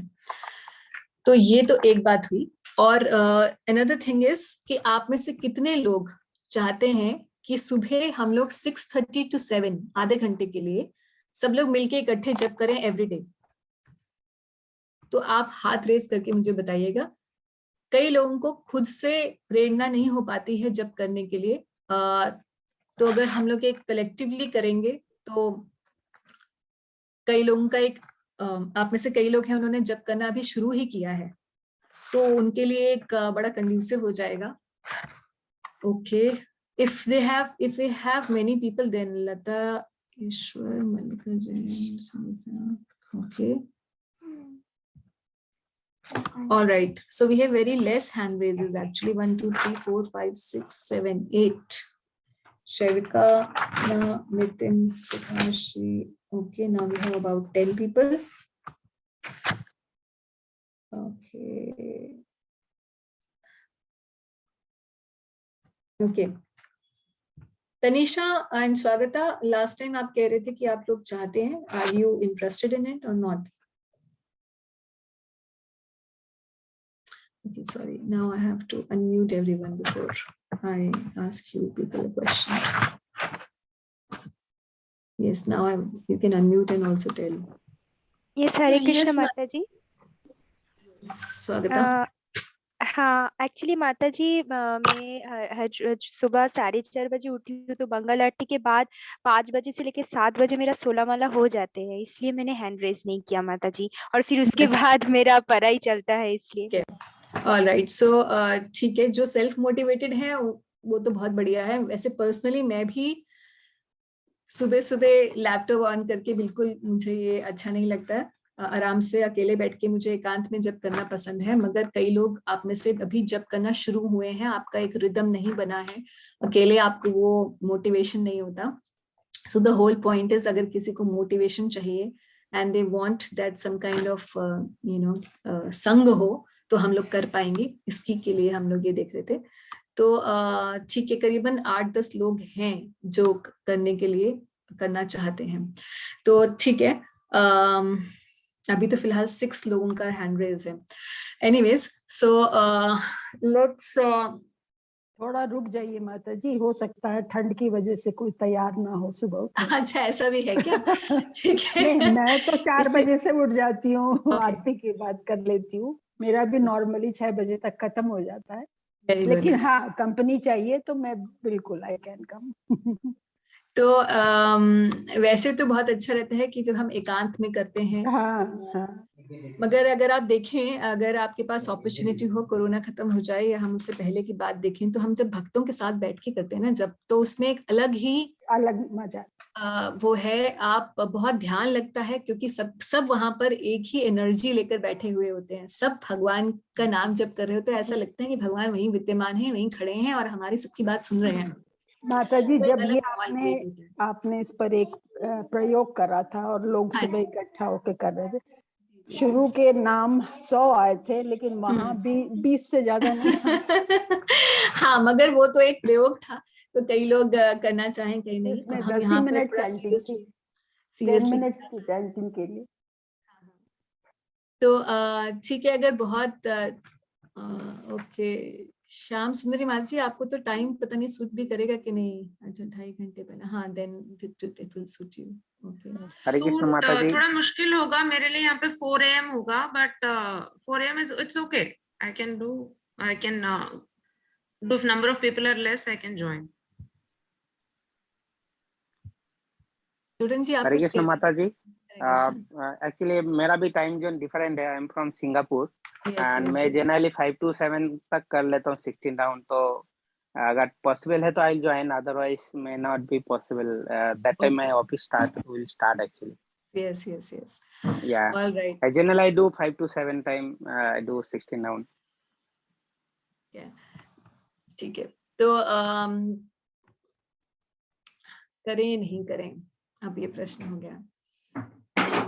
क्योंकि कम लोग हैं, I think we will not फिलहाल गो स्थगित था, फिलहाल स्थगित करिए। फिलहाल स्थगित करते हैं, ठीक है, कोई बात नहीं। अच्छा, अब आपके कोई प्रश्न है आज के उससे, और उसके बाद फिर हम लोग we can leave and then we can leave नहीं, उससे पहले हम लोग एक माला जप कर लेंगे सब लोग साथ में बैठ के। मगर अगर आप जब करना चाहते हैं, सीखना चाहते हैं तो आप रहिएगा, otherwise you can leave, but before that will do Q&A, question answer. one question Mataji, can I start? हाँ जी। Last time you had asked us to go through the introduction chapter before we come, so I had gone through and the Lord Chaitanya is in interaction with Ramanand Rai. Ramanand, he is very systematically demolishing all the arguments of Ramanand Rai, which are given in the Bhagavad Gita itself. Like when Ramanand Rai says that the Varnashram, Ashram, that is very good and ethical, immediately Lord Chaitanya says you cannot get transcendence from it, so it is rejected. Then next time he says we should go for renunciation of Varnashram Dharma and acceptance of devotional service. Lord immediately said, no, you should not renounce them immediately. Third argument he gives, we should go for spiritual realization. Lord says, no, spiritual realization by self-realized soul will not be there and it will play havoc with the society. So my question is, only God inspired Bhagavad Gita when all these things are recommended there, and Ramanand Rai also is saying what is given in Bhagavad Gita, why Chaitanya Mahaprabhu is systematically demolishing his arguments. And ultimately, of course, he is coming with the devotional service and love for the God. That is the crux of the entire chapter what I have. But why all the three are recommended in Bhagavad Gita, and Chaitanya Mahaprabhu is one by one, he is rejecting all those arguments. Yes. So the reason for this is Prabhuji that he wants प्रश्न इनका मैं repeat कर देती हूँ एक बार, आपको शायद समझ नहीं आया होगा। प्रश्न इनका ये है कि जब इंट्रोडक्शन है जो 40 पेज का भागवत से पहले शुरू होने से पहले, उस इंट्रोडक्शन में एक कॉन्वर्सेशन है जो कि एक्चुअली चैतन्य चरितामृत का पाठ है। रामानंद राय और महाप्रभु श्री चैतन्य महाप्रभु के बीच में, और रामानंद राय से वो पूछते हैं कि धर्म क्या है, वो मुझे बताइए, आप क्या समझते हैं कि क्रक्स क्या है रिलीजन का। तो रामानंद राय शुरू करते हैं सबसे पहले वर्णाश्रम से और बताते हैं वर्णाश्रम बहुत जरूरी है। तो महाप्रभु उसको लॉजिक देकर हटा देते हैं कि वर्णाश्रम के पालन करने से केवल कोई भक्ति प्राप्त नहीं कर सकता, यानी कि अच्छे सिर्फ कर्म करने से, पुण्यवान बनने से कोई भगवान के धाम जाने नहीं वाला है, तो ये स्टूपिड है, आगे बताइए। तो फिर वो आगे बताते हैं, फिर उसके आगे बताते हैं, फिर उसके आगे बताते हैं। तो ग्रेजुअली धर्म के प्रिंसिपल्स को डिस्कस करते जा रहे हैं और महाप्रभु एक के बाद एक लॉजिक देकर हटाते जा रहे हैं। जब यही प्रिंसिपल्स भगवत गीता के अंदर ही बताए गए हैं तो उनको क्यों हटाया गया? उसका रीजन ये है कि महाप्रभु बोलते हैं, एक्चुअली वो रिजेक्ट नहीं करते हैं, वो कहते हैं आगे कहो, और यानी कि और इसके आगे बताओ क्या है। फिर उसके आगे क्या है, फिर उसके ऊपर भी क्या है, फिर उसके ऊपर भी क्या है, फिर फाइनली वो रामानंद राय जी का जो कॉन्वर्सेशन है वहां पर, उस कॉन्वर्सेशन ये एक्चुअली इसको बहुत लोग फिलोसफिकली पढ़ते हैं और ये स्कॉलरली एकेडमिक सर्कल में बहुत फेमस है। वैष्णविज्म के जो मेन क्या कहते हैं क्रक्स जहाँ सीखना चाहते हैं एकेडमिक स्कॉलर्स, तो वहां पे स्पेसिफिकली इस रामानंद राय संवाद के ऊपर लोग PhD भी करते हैं actually, if you don't know. उस संवाद में क्रक्स ये है कि भाई लोअर क्रेडर के रिलीजन्स भी होते हैं, जैसे वर्णाश्रम धर्म, उसके ऊपर भी कुछ होता है कि भक्ति, मगर भक्ति जो कि हेतु से की जाए, यानी कि मुझे मोक्ष चाहिए तो चलो भक्ति करते हैं। फिर उसके बाद उसके ऊपर भी कोई भक्ति है जो निस्वार्थ है, उसके ऊपर भी निस्वार्थ भक्ति के ऊपर भी कुछ और है, फिर उसके भी ऊपर कुछ और है। तो इस प्रकार से धर्म के जो क्रक्स है उसको एक के बाद एक उसकी ग्रेडेशन क्या है उसको एस्टैब्लिश करने के लिए वो कॉन्वर्सेशन हो रही है। What I could understand was Chaitanya Mahaprabhu is suggesting you should go for devotional service and love of God. Probably all these things will automatically follow. Am I right? Yes and no. क्योंकि किसी ऐसे व्यक्ति के लिए जो already जिसका चित्त साफ है उसके लिए तो ये बात बिल्कुल सही है कि इफ यू जस्ट फॉलो भक्ति एवरीथिंग एल्स विल फॉलो। मगर अधिकांश लोगों के लिए पॉसिबल नहीं है, क्योंकि सबसे पहली बात तो ये है कि उनको यही नहीं पता कि शुद्ध भक्ति होती क्या है। तो जब उनको पता ही नहीं है तो उसको फॉलो करेंगे और बाकी चीजों को अगर छोड़ देंगे, वो वर्णाश्रम को छोड़ देंगे मान लीजिए, तो उसके अधार्मिक होने के चांसेस बहुत ज्यादा बढ़ जाएंगे। एग्जाम्पल देके समझाती हूँ। मान लीजिए कि कोई व्यक्ति कहता है कि भाई इस सिद्धांत से कि भक्ति सर्वोपरि है, जो कि बिल्कुल सही है, भगवान का प्रेम पाना यही जीवन का लक्ष्य है, बिल्कुल सही बात है, ये सबसे ऊंचा सिद्धांत है, हो गई बात। अब वो बोले कि मैं तो सिर्फ यही करूंगा जी, बाकी मैं किसी धर्म का पालन नहीं करूंगा। अभी उसका हृदय उसमें काम वासना है और वर्णाश्रम के अंदर उस काम वासना को एक सिस्टमैटिक तरीके से पूरे करने के लिए गृहस्थ आश्रम का प्रावधान है कि शादी करिए और गृहस्थ आश्रम के जो नियम है उनको भी पालन करिए, साथ साथ भक्ति भी करते जाइए, दोनों काम आपके हो जाएंगे। अब ये व्यक्ति जो है उसको तो उसने समझ लिया, अभी वो पूरी तरह से क्वालिफाइड है नहीं, शादी भी नहीं करेगा तो सीधे क्या करेगा, अधर्म का पालन करेगा। ठीक है, तो इसीलिए वर्णाश्रम की अपनी इंपॉर्टेंस है। वो जो एकदम हाई लेवल का जो भक्ति का जो प्रिंसिपल है जिसको हम भागवत धर्म कहते हैं, जिसको भागवतम से हम सीखने वाले हैं, हम भागवतम में भी यही प्रिंसिपल है कि बाकी चीजों को त्यागो। भगवान भी तो कह रहे हैं भगवत गीता में कि सर्व धर्मान परित्यज्य मामेकं शरणं व्रज, तो हाईएस्ट प्रिंसिपल तो यही है। फिर भी हम वर्णाश्रम का पालन क्यों करते हैं भक्त लोग? ताकि हम एक सेफ्टी नेट में रहें, सेफ्टी जोन में रहते रहते अपनी जो इरेगुलर हैबिट्स हैं और जो अनवांटेड डिजायर्स हैं उनको रिलीजियस वे में फुलफिल करते हुए हम मेन जो गोल है ह्यूमन फॉर्म ऑफ लाइफ का उसको भी अचीव कर पाए। एक भगवत गीता में स्वधर्म आया था, अभी भागवत धर्म, are they both the same, स्वधर्म और भागवत धर्म? हाँ, तो आप स्वधर्म जो है दो प्रकार का होता है। भगवत गीता के सेकंड चैप्टर का 31 वर्ष पढ़िएगा, 231 के परपट में पढ़िएगा। प्रभुपाद जी बताते हैं कि दो प्रकार के स्वधर्म होते हैं। एक धर्म होता है स्वधर्म जो कि आत्मा के लेवल पर होता है क्योंकि हम आत्मा है, और एक प्रकार का स्वधर्म होता है जो शरीर के लेवल पर होता है क्योंकि हम शरीर में बद्ध हैं। तो शरीर, जिस शरीर में हम हैं उस शरीर का अपना धर्म हो जाता है। यानी कि मान लीजिए कि मैं अगर स्त्री के शरीर में हूं तो स्त्री का जो धर्म है वो मेरे ऊपर लागू हो जाएगा जब तक कि मैं ऐसी अवस्था में ना पहुंच जाऊं कि मैं तीनों गुणों से ऊपर हूं और मैं केवल आत्मा के लेवल पर स्थित हो चुकी हूँ। जब तक मैं ऐसी उन्नत अवस्था में ना पहुंच जाऊं तब तक मुझे दोनों धर्मों का पालन करना पड़ेगा, जो दोनों स्वधर्मों का, एक जो आत्मा के लेवल पर है जिसको भागवत धर्म कहा जाता है, और दूसरा जो शरीर के लेवल पे है जिसको वर्णाश्रम धर्म कहा जाता है। Okay, understood. बॉडी लेवल पे जो हमारा इंक्लिनेशन है, जो हमारा नेचुरल इंस्टिंक्ट है, उसके कारण जो हमारा ड्यूटी बनता है उसको हम स्वधर्म बोलते हैं। और जो सोल लेवल पे तीनों material means above the all the material nature, whatever is our duty, then we call it Bhagavat dharma. नहीं, वो भी स्वधर्म ही है, मगर स्वधर्म के दो पार्ट्स हैं, एक वर्णाश्रम धर्म बॉडी के लेवल पे और एक भागवत धर्म स्पिरिट सोल के लेवल पे। Okay. Both are Swadharma under the category. Both are Swadharma.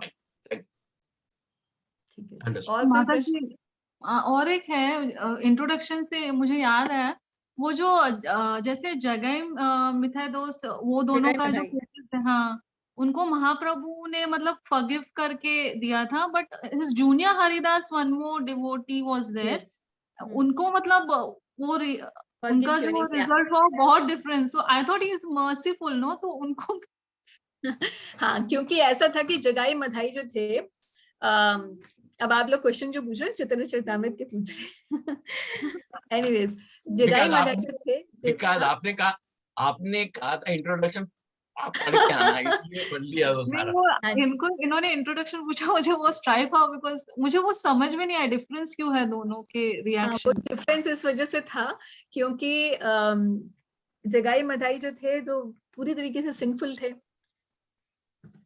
और बहुत पतित होने की वजह से महाप्रभु ने इन पे कृपा की। वो भी कृपा इसलिए की क्योंकि नित्यानंद प्रभु ने उन्हें रिक्वेस्ट की कृपा करने के लिए। किसी भक्त की ने रिक्वेस्ट की कि आप इन पे कृपा करें, इसलिए उन पे कृपा आई। ठीक है, आप पूरा अगर वो लीला देखेंगे तो जगाई मधाई बहुत सिंपल थे। वो उनको प्रीच करने के लिए गए, नित्यानंद प्रभु और हरिदास ठाकुर गए उनके पास और उन्होंने प्रचार किया कि भाई तुम ये सब गलत काम छोड़ो, भगवान का नाम जपो। तो उन्होंने बोला कहाँ से आ गए हो तुम, मतलब ऐसे हम लोग टीचर्स होते हैं ना, जब हम जाते हैं बुक देने तो लोग बोलते हैं क्या क्यों भगवत गीता लेके आओ, हमें नहीं चाहिए। तो ऐसे ही जगाई मधाई ने क्या किया, उठाया पत्थर फेंका और पत्थर लगे नित्यानंद प्रभु के, और इस बात से बहुत ऑफेंड हो गए महाप्रभु, और महाप्रभु ने चक्र अपने कृष्ण आवेश में आ गए और उन्होंने चक्र निकाला और उनका वध करने की जा ही रहे थे। नित्यानंद प्रभु ने बोला नहीं, आपका अवतार जो है, इस अवतार में आप कृपा अवतार, कृपा देने के लिए आए हो, तो चक्र उठा के नहीं करो, इनका उद्धार करो by changing their heart, not by killing them. So इसीलिए on the request of Nityananda Prabhu, Mahaprabhu changed their heart and converted them, made them into Vaishnavas.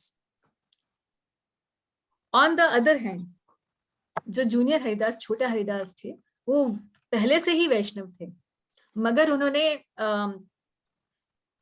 Strict, क्योंकि वो बहुत क्या कहते हैं, he was a very close associate of Sri Chaitanya Mahaprabhu, and Mahaprabhu wanted to display a very strict sannyas character of sannyasi. So इसलिए महाप्रभु ने उन्हें officially reject किया, एक ऑफिशियल तरीके से रिजेक्ट इसलिए किया कि आप किसी स्त्री से क्यों, why you went to beg alms from that person and you looked at that person. जब आप किसी स्त्री से भिक्षाटन के लिए जाएं तो आप देख नहीं सकते उसको, that was the culture. So in order to establish that very high principle, very high level of integrity by a sannyasi, उसको एस्टैब्लिश करने के लिए महाप्रभु ने उन्हें रिजेक्ट किया। मगर ये बहुत सुपरफिशियल है, अगर आप चैतन्य चरितामृत जब पढ़ेंगे तो ये बात तो हो गई, महाप्रभु ने उन्हें भक्तों के समाज से निकाल दिया, मगर बाद में ये त्रिवेणी संगम पे गए और उन्होंने देह त्याग किया, और उसके बाद वो अपने दूसरे एक शरीर में, गंधर्व शरीर के अंदर, वो बहुत सारे सॉन्ग्स गाया करते थे और महाप्रभु को सुनाया करते थे, महाप्रभु सुनते थे डिवोशनल सॉन्ग्स उनके। तो ये और आगे की चर्चा है। ओके ओके, थैंक यू माता जी। पूनम जी, आपका कोई प्रश्न है? हाँ है जी बोलिए। एक्चुअली थोड़ा सा अलग सीक्वेंस में है, ये महाप्रभु का नहीं, डायरेक्ट गजेंद्र के सीक्वेंस में मोक्ष पे पहुंच रही है। ओके माता जी, हम लोग बोलते हैं कि human form like this body is very advance, and for the bhakti only we get this human body, but in this Gajendra example, Gajendra was like elephant and he was in in that life only, and the last moment he got that memory, and the the next story is there. So how can you, and even that Bharat Raja story, the dear life, he was like memorizing each and everything. He knows his past birth and everything. Then why this human form body is required if animal, they are so these were very elevated people who fell into, because of some wrong deed, they got into this kind of a situation. Right? Okay. तो जब हम ऐसे ग्रंथों में, जब हम ऐसे प्रसंग देखते हैं, तो हमें ये पता होना चाहिए कि ये शिक्षाप्रद होते हैं, ऐसा नहीं है कि हर एक महान व्यक्ति फिर उसके बाद पशु बन जाता है और फिर उसको याद रहता है और फिर वो मुक्त होता है, ऐसा नहीं होता। ऐसे बहुत ही विरले स्थितियों में होता है, क्योंकि जनरली भक्त ऐसी सिचुएशन में पहुंचेगा नहीं कि उसकी आसक्ति फिर किसी पशु में या किसी उसने कोई ऐसा गलत काम कर दे वो कि उसे पशु योनि में जाना पड़ जाए, जनरली ऐसा नहीं। मगर जब भी ऐसी सिचुएशन होती है तो ये दोनों ही शिक्षाएं ये बता रही हैं कि भक्ति कभी भी खत्म नहीं होती, चाहे आप किसी दूसरे सौमिता जी आपका हाँ थैंक यू। तो भक्ति का जो प्रभाव है वो खत्म नहीं होता है, चाहे आप किसी भी योनि में भी चले क्यों ना जाएं।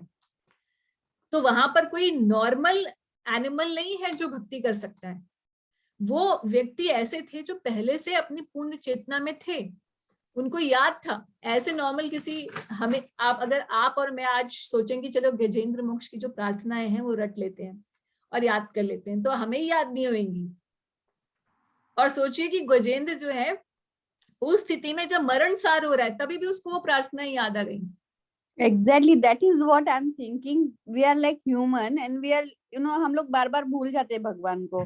ये मतलब गजेंद्र एलिफेंट बॉडी में है, एनिमल फॉर्म में है, फिर भी लास्ट टाइम में वो भगवान को कैसे मेमोराइज करते हैं लाइक दिस? क्योंकि ये प्रैक्टिस से है, उसने पिछले जन्मों में प्रैक्टिस किया है। तो अगर आप देखेंगे भक्ति में आने के बाद अब आप एक कॉन्सेप्ट समझ जाइए, क्योंकि आप समझ गए हैं आत्मा के कॉन्सेप्ट को, तो अब आप लाइफ को ऐसे ही मत सोचिए कि एक जीवन है, अब ये पशु जीवन में कैसे उसे, आप ये मत सोचिए कि वो पशु जीवन में ऐसे क्यों हो रहा है। आप देखिए on the level of soul, the soul is same, only different bodies are there. Exactly. This soul has already become totally evolved, right? That's why they are able to remember, whether they are in now in an animal form or any form. आगे आप भागवतम में देखेंगे वृतासुर की कथा। वृतासुर थे महाराज चित्रकेतु, जो पहले ही भगवान के परम भक्त थे, शुद्ध भक्त थे। माता दुर्गा के जो शाप से उन्हें राक्षस का, असुर का शरीर ग्रहण करना पड़ा, फिर भी मरते मरते भी वो भगवान का स्मरण कर रहे हैं। और इंद्र जब मार रहे हैं तो सोच रहे हैं कि हे भगवान, इतने महान व्यक्ति जो मरते हुए युद्ध में भगवान का स्मरण कर रहा है, उसको मैं मार रहा हूँ, मेरा क्या होगा, है ना। तो इन लीलाओं से हम देखते हैं कि भक्त किसी भी, उसकी जो भक्ति है वो किसी भी स्थिति में खत्म नहीं होती। यही महानता है भक्ति की, और इसी बात को ये तीनों चीजें दर्शाती हैं।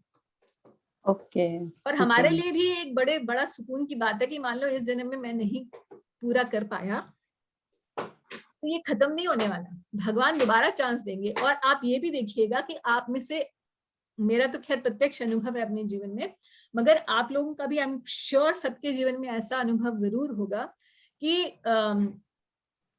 ये पहला टाइम नहीं है जब आप कृष्ण भक्ति से आकर्षित हुए होंगे। Exactly right. तो आप खुद भी अपने जीवन में देख सकते हैं कि कैसे भगवान आपको किसी एक उचित समय पर आपको वो ज्ञान आपके पास पहुंचा देते हैं और अपने तरफ आपको खींच लेते हैं। यस राइट माता जी, एग्जैक्टली। राम सुंदरी माता जी, आपका प्रश्न है। Thank you. Hare Krishna. No, I don't have any question. Sorry, गलती से reaction। तनीषा, आपका प्रश्न है। माता जी, मेरा 2 क्वेश्चन है। एक है कि भगवत गीता में वहाँ पे एक जगह परपोट में है ऐसा कि राक्षस और असुर, मतलब जो नास्तिक होता है, जो मीट ईटिंग करते हैं, उन्हें बताया जाता है शास्त्रों में। तो फिर ये अलग ऐसा क्यों बोला जाता है कि असुर योनि, राक्षस योनि, मतलब वो प्रवृत्ति से है ये माता जी, या फिर वो अलग एक स्पीशीज है? योनि भी होती है, हाँ। तो उनकी एक अलग योनि भी होती है और प्रवृत्ति भी होती है, दोनों ही बातें होती हैं। किसी किसी मनुष्य के अंदर भी आसुरी प्रवृत्ति हो जाती है। और जो 16 चैप्टर है भगवत गीता में, वो अगर आप देखेंगे तो आसुरी और देवी प्रकृति के बारे में है। इसका मतलब वो सिर्फ असुरों के बारे में, पर से ऐसे लोगों के बारे में नहीं है जो असुर के वेश में है या असुर की योनि में है, मगर ऐसे लोगों के बारे में वो पूरा चैप्टर है जो हो सकता है मनुष्य हो, हमारे जैसे मनुष्य योनि में हो, मगर उनकी जो प्रवृत्ति है वो आसुरी है। जैसे देव योनि होती है, ऐसे असुर योनि भी है। ओके माता जी, थैंक यू। और माता जी और एक क्वेश्चन था कि भक्ति में मतलब वो 4 रेगुलेटिव प्रिंसिपल्स, मतलब वो तो एकदम जो एकदम बेसिक है, उनके अलावा भी ऐसे बहुत सारे डूज एंड डोंट्स हैं जो मतलब भक्ति में हमें हेल्प करते हैं, या फिर जैसे मतलब ज्यादा प्रजल्पा करना, मूवीज देखना, ये सारी चीजें। तो फिर माता जी, तो ये कैसे मतलब इन चीजों को लेके हम कितना मतलब स्ट्रिक्टली ना करने की कोशिश करें? मतलब एक है कि हम चैंटिंग करें तो धीरे धीरे इनसे टेस्ट कम हो जाता है, और एक है हम कोशिश करके इन्हें मतलब दूर रखने की कोशिश करें। मतलब वो कैसे समझे कि कितना एफर्ट देना है? तो जो 4 रेगुलेटिव प्रिंसिपल हैं तनिषा, वो तो हमें हर डिवोटी को फॉलो करने चाहिए, anybody who is serious for spiritual life. तो ये जो 4 नेम है, अवैध स्त्री संग नहीं करना, मांसाहार नहीं करना, जुआ नहीं खेलना, और व्हाट इज इट, नशा नहीं करना, ये जो 4 हैं basic regulative principles, they should be followed every time. क्योंकि जब आप भागवत पढ़ेंगे तो आगे आपको पता चलेगा कि महाराज परीक्षित से जब कलयुग मिले, कलयुग की पर्सनालिटी है एक, तो कली ने बोला कि मुझे अपने राज्य में जगह दो, तो महाराज परीक्षित ने बोला ठीक है, ऐसी जगह दूंगा जहां पे ये 4 चीजें होती हैं। इसका मतलब ये है कि कलयुग ऐसे लोगों के ऊपर प्रभाव डालता है जो पहले इन 4 चीजों में पड़ते हैं। तो अगर हम कलयुग के प्रभाव से बचना चाहते हैं तो सबसे पहला काम यही है कि हमें ये 4 रेगुलेटिव प्रिंसिपल्स जो भागवत बताती है, these are the 4 principles of freedom, ये तो फॉर श्योर हमें करने ही करने हैं, इसमें कोई कॉम्प्रोमाइज नहीं है।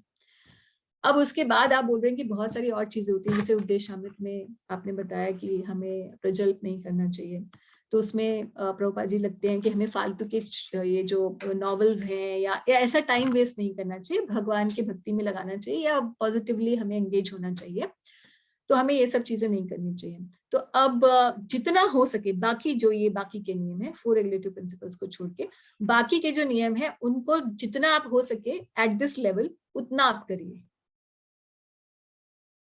जो बहुत स्ट्रिक्टली डिवोटीज होते हैं उनके पास, ऑनेस्टली डिवोटीज के पास टाइम ही नहीं होता, क्योंकि you have so much to read and you have so much to work upon your own self spiritually that you eventually lose taste into these small things.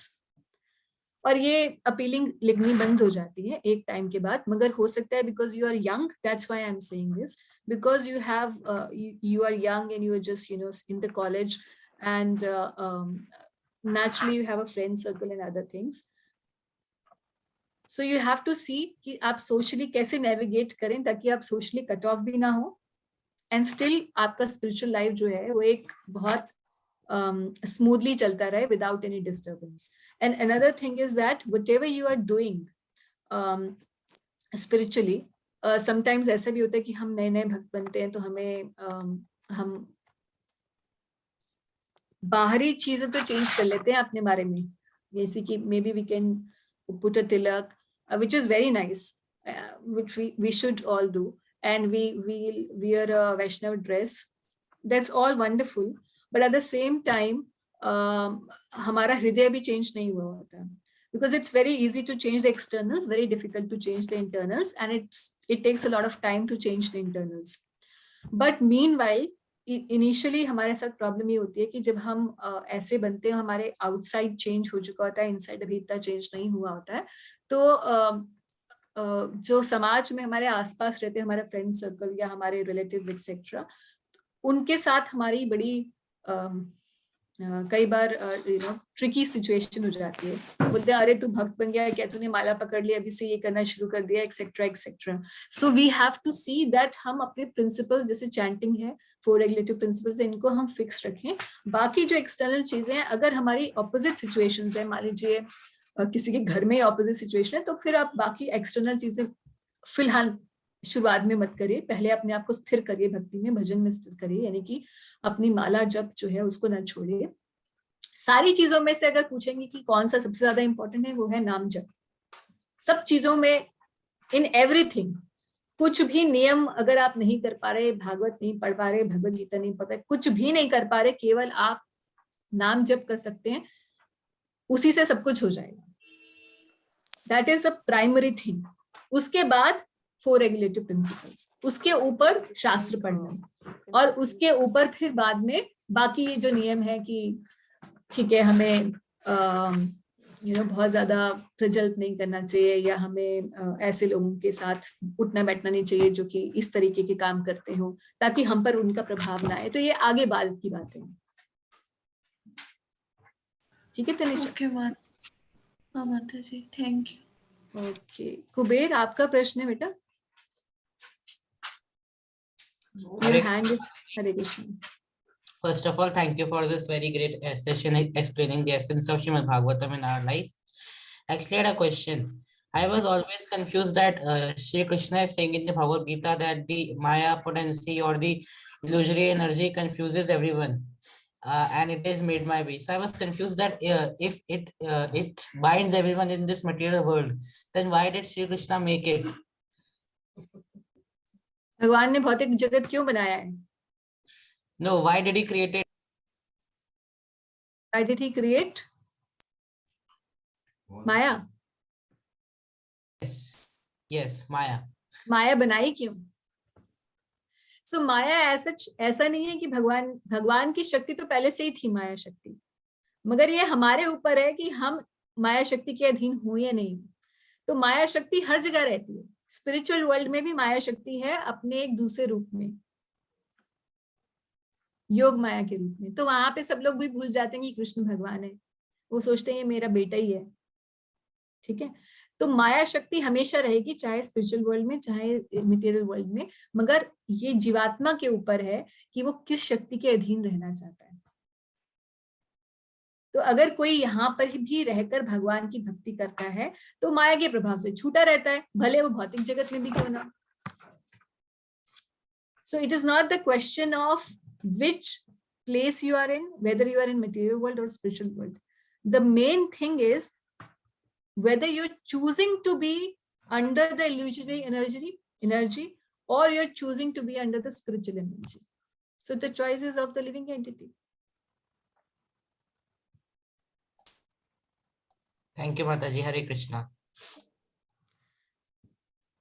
All questions done? I have a question. I have also one question. Okay, let you first. शिविका, आपका मेरे को mic on लग रहा है और बाकी किसका mic on है? Sorry. Okay. Who is asking the question? Hare Krishna. आपने Yes. last class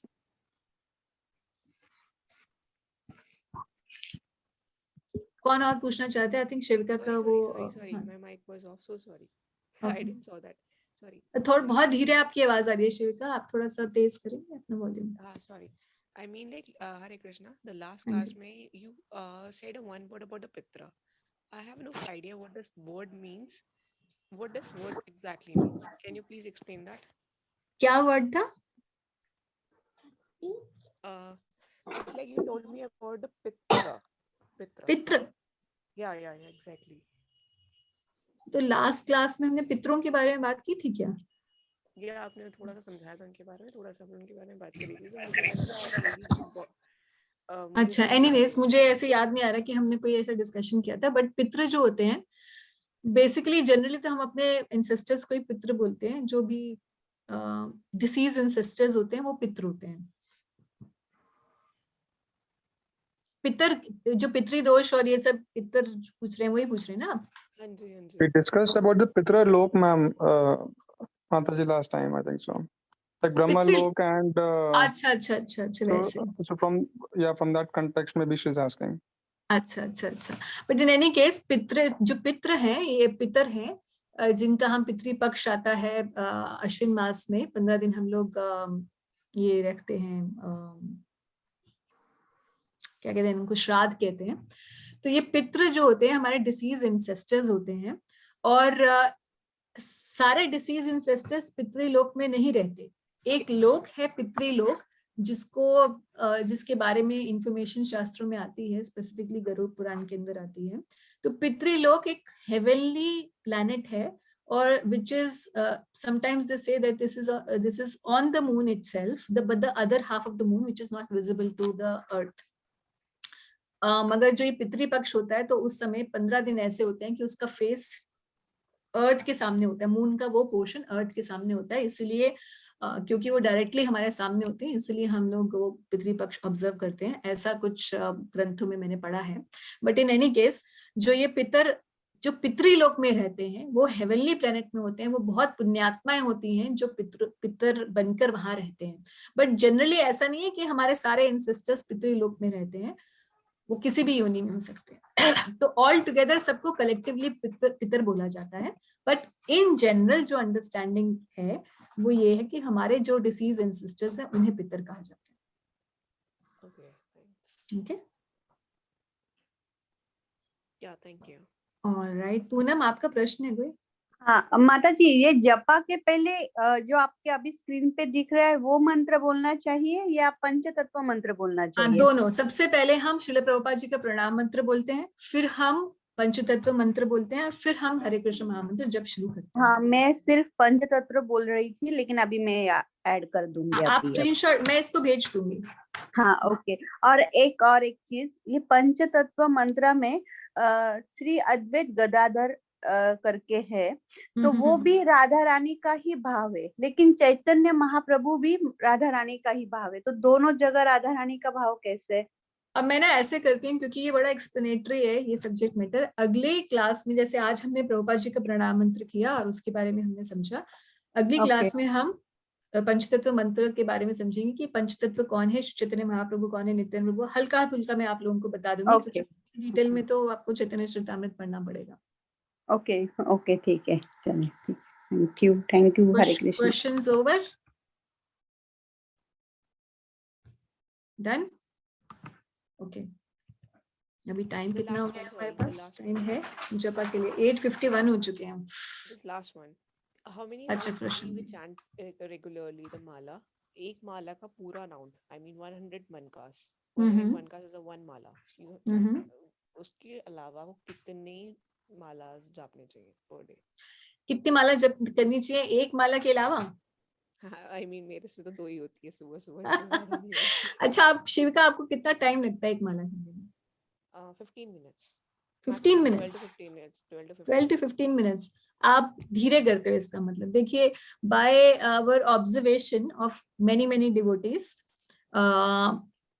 हमने इस तरीके से, हमने नहीं, मतलब इस्कॉन में प्रभुपाद जी ने बताया था, it's a famous thing, everybody, because everybody chants and we all chant about 16 rounds every day. About नहीं, 16 राउंड्स। जो हम दीक्षित भक्त होते हैं उनके लिए 16 माला जप करना अनिवार्य है एवरी डे बाय डिफॉल्ट। मेरे को तो फिर 2-3 घंटे लग जाएंगे उसे। हाँ, तो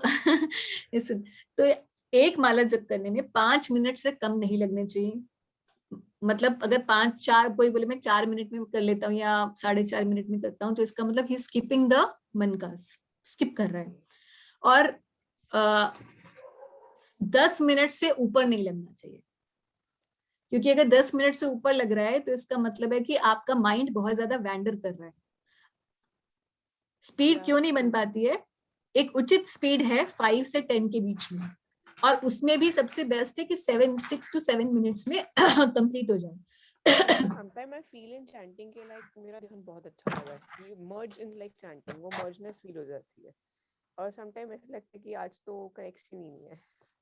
हाँ, तो वो एक्चुअली क्या है, इस वजह से होता है कि हमारी, आपने कल क्या खाया, कितना सोए, और क्या विचार चल रहे हैं, इन सब चीजों का भी बहुत प्रभाव पड़ता है जब आप मंत्र जप करने बैठते हैं तो। और किस टाइम ऑफ द डे आप मंत्र जप कर रहे हैं उसका भी प्रभाव होता है। बट इन एनी केस, जब हमारा माइंड बहुत ज्यादा वैंडर कर रहा होता है तो हम रियलाइज नहीं करते हैं, मगर हम जब जप करने बैठते हैं, किसी भी फॉर्म ऑफ मेडिटेशन करते हैं, जैसे हम जब भी करते हैं, तो कुछ मन सोच रहा होता है, किसने ये बोला, हम कर रहे हैं हरे कृष्ण कृष्ण कृष्ण हरे हरे, मगर माइंड क्या सोच रहा है, उसकी मेल आई नहीं, मैंने उसे मेल की थी, अरे उसका फोन आया था, उसको फोन करना है, टू डू लिस्ट चल रही होती है, या कुछ भी और चल रहा था, उसने मुझे ये कहा, मुझे उसको ऐसे बोलना चाहिए था, मैंने ये बोला नहीं। कॉन्फ्लिक्ट्स माइंड में बहुत होते हैं। हाँ, so this concentration has to be developed. उसका एक बहुत सरल तरीका मैं आपको बताती हूँ, 15 मिनट नहीं लगने चाहिए, तो बहुत ज्यादा है। सरल तरीका ये है कि आप जब जप करने बैठे, ठीक है, तो आप हरे कृष्ण महामंत्र आप जप कर रहे हैं, उससे कंसंट्रेशन भी बढ़ेगी, आप ये जो आज्ञा चक्र होता है, which is a seat of mind in the conscious state. This is a seat of mind in the conscious state. आज्ञा चक्र पर ध्यान लगाकर फिर आप जप करें. And still if your mind is wandering, so you can think of a form, you can have a picture of Krishna in front of you. जहां भी आप जप करते हैं सामने एक पिक्चर रख लीजिए कृष्णा की, और पहले आप उसे देखिए, देखते देखते जप करिए, और फिर उसके बाद आंखें बंद करके यहीं पर आप कंसंट्रेट करें. That picture will start reflecting in your mind. So it's a practice which can be done as a meditation on Krishna's form while chanting. This will fix your mind on Krishna rather than on things which are not spiritual, at least at the time when you are doing meditation. I generally practice this basically at the time of 5:30 to 7:30 in between. हाँ, तो time तो आपका बिल्कुल सही है, morning time है. सत्वगुण के समय करेंगे तो अच्छा रहता है. I try to do this. Thank you. हाँ, मगर 15 मिनट नहीं लगने चाहिए. थोड़ा ज्यादा आप इसका मतलब माइंड ज्यादा वैंडर कर रहा है, उसको थोड़ा सा पुल करने की जरूरत है, भगवान की तरफ लगाने की जरूरत है. Very honestly saying that मैं रेगुलर सुबह सुबह उठ के बात करके नहीं कर पाती. कभी कभी सुबह सुबह I have take bath, sometime I don't take baths. I just cleaned it myself, हाथ वाथ अच्छे से धो धा के then I do it. That is okay. That is fine. Because सब लोगों का टाइमिंग उस, preferably one should take bath and then chant. But if you are not able to, because of the weather or because of any situations you are maybe in, it's okay. Okay, thank you. Yes.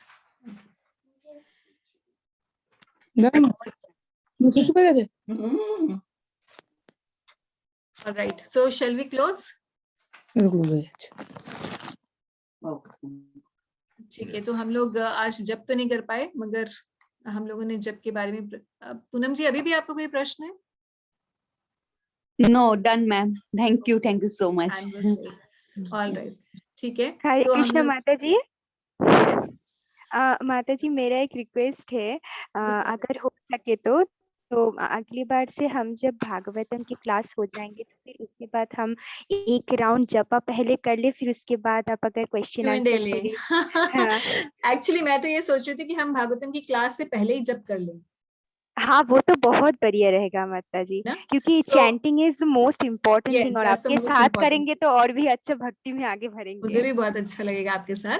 तो हम लोग ऐसे कर सकते हैं कि 7:20 पे I will log on. जो लोग ऑलरेडी जब करते हैं, समय नहीं है, या वो जो लोग ज्वाइन करना चाहते हैं वो 7:20 ज्वाइन कर लेंगे. हम लोग 10 मिनट्स जपा करेंगे एंड 7:30 क्लास. ऐसे कर सकते हैं, क्योंकि फिर लेट बहुत ज्यादा हो जाता है. सम पीपल लाइक तो 7 बजे तो क्लास शुरू. ओके, मैं ट्यूसडे वाला सोच रही थी. तो वी कैन स्टार्ट लाइक 6:50, है ना, 10 मिनट्स पहले. ओके. बिकॉज एक मेरा भागवतम क्लास ट्यूसडे को भी होता है, तो मैं वो 7:30 रहता है. हाँ, ठीक है. 6:50 will start chanting, will log in. All those who want to chant, they can come. मगर मैं एक्चुअली एनकरेज करना चाहती हूँ कि सब लोग जप करें, क्योंकि उससे हमें एक जप कैसे करना है, उसका क्या मीटर होना चाहिए, कितना स्पीड होना चाहिए, अप्रोक्सीमेटली हम लोगों को इजी आ जाएगा. अपने आप करते रहते हैं तो कई चीजें हम ऑब्जर्वेशन से समझ सकते हैं, वो सिर्फ बोलने से नहीं समझ पाते. हाँ, एग्जैक्टली. तो इसलिए हम सबको ही ज्वाइन करना चाहिए बेसिकली. हाँ, वो this is the best thing कि हम लोग सब ज्वाइन करें, क्योंकि फिर बहुत लेट हो जाता है. It's already 9. यस माता जी, दैट्स व्हाई. ठीक है. All right. So thank you very much. Hare Krishna. Thank you, Thank you Salika. very much. Hare Krishna. Nice session and very nice questions asked by the. Hare Krishna माता जी. Hare Krishna. Hare Krishna माता जी. Hare Krishna जी. Hare Krishna.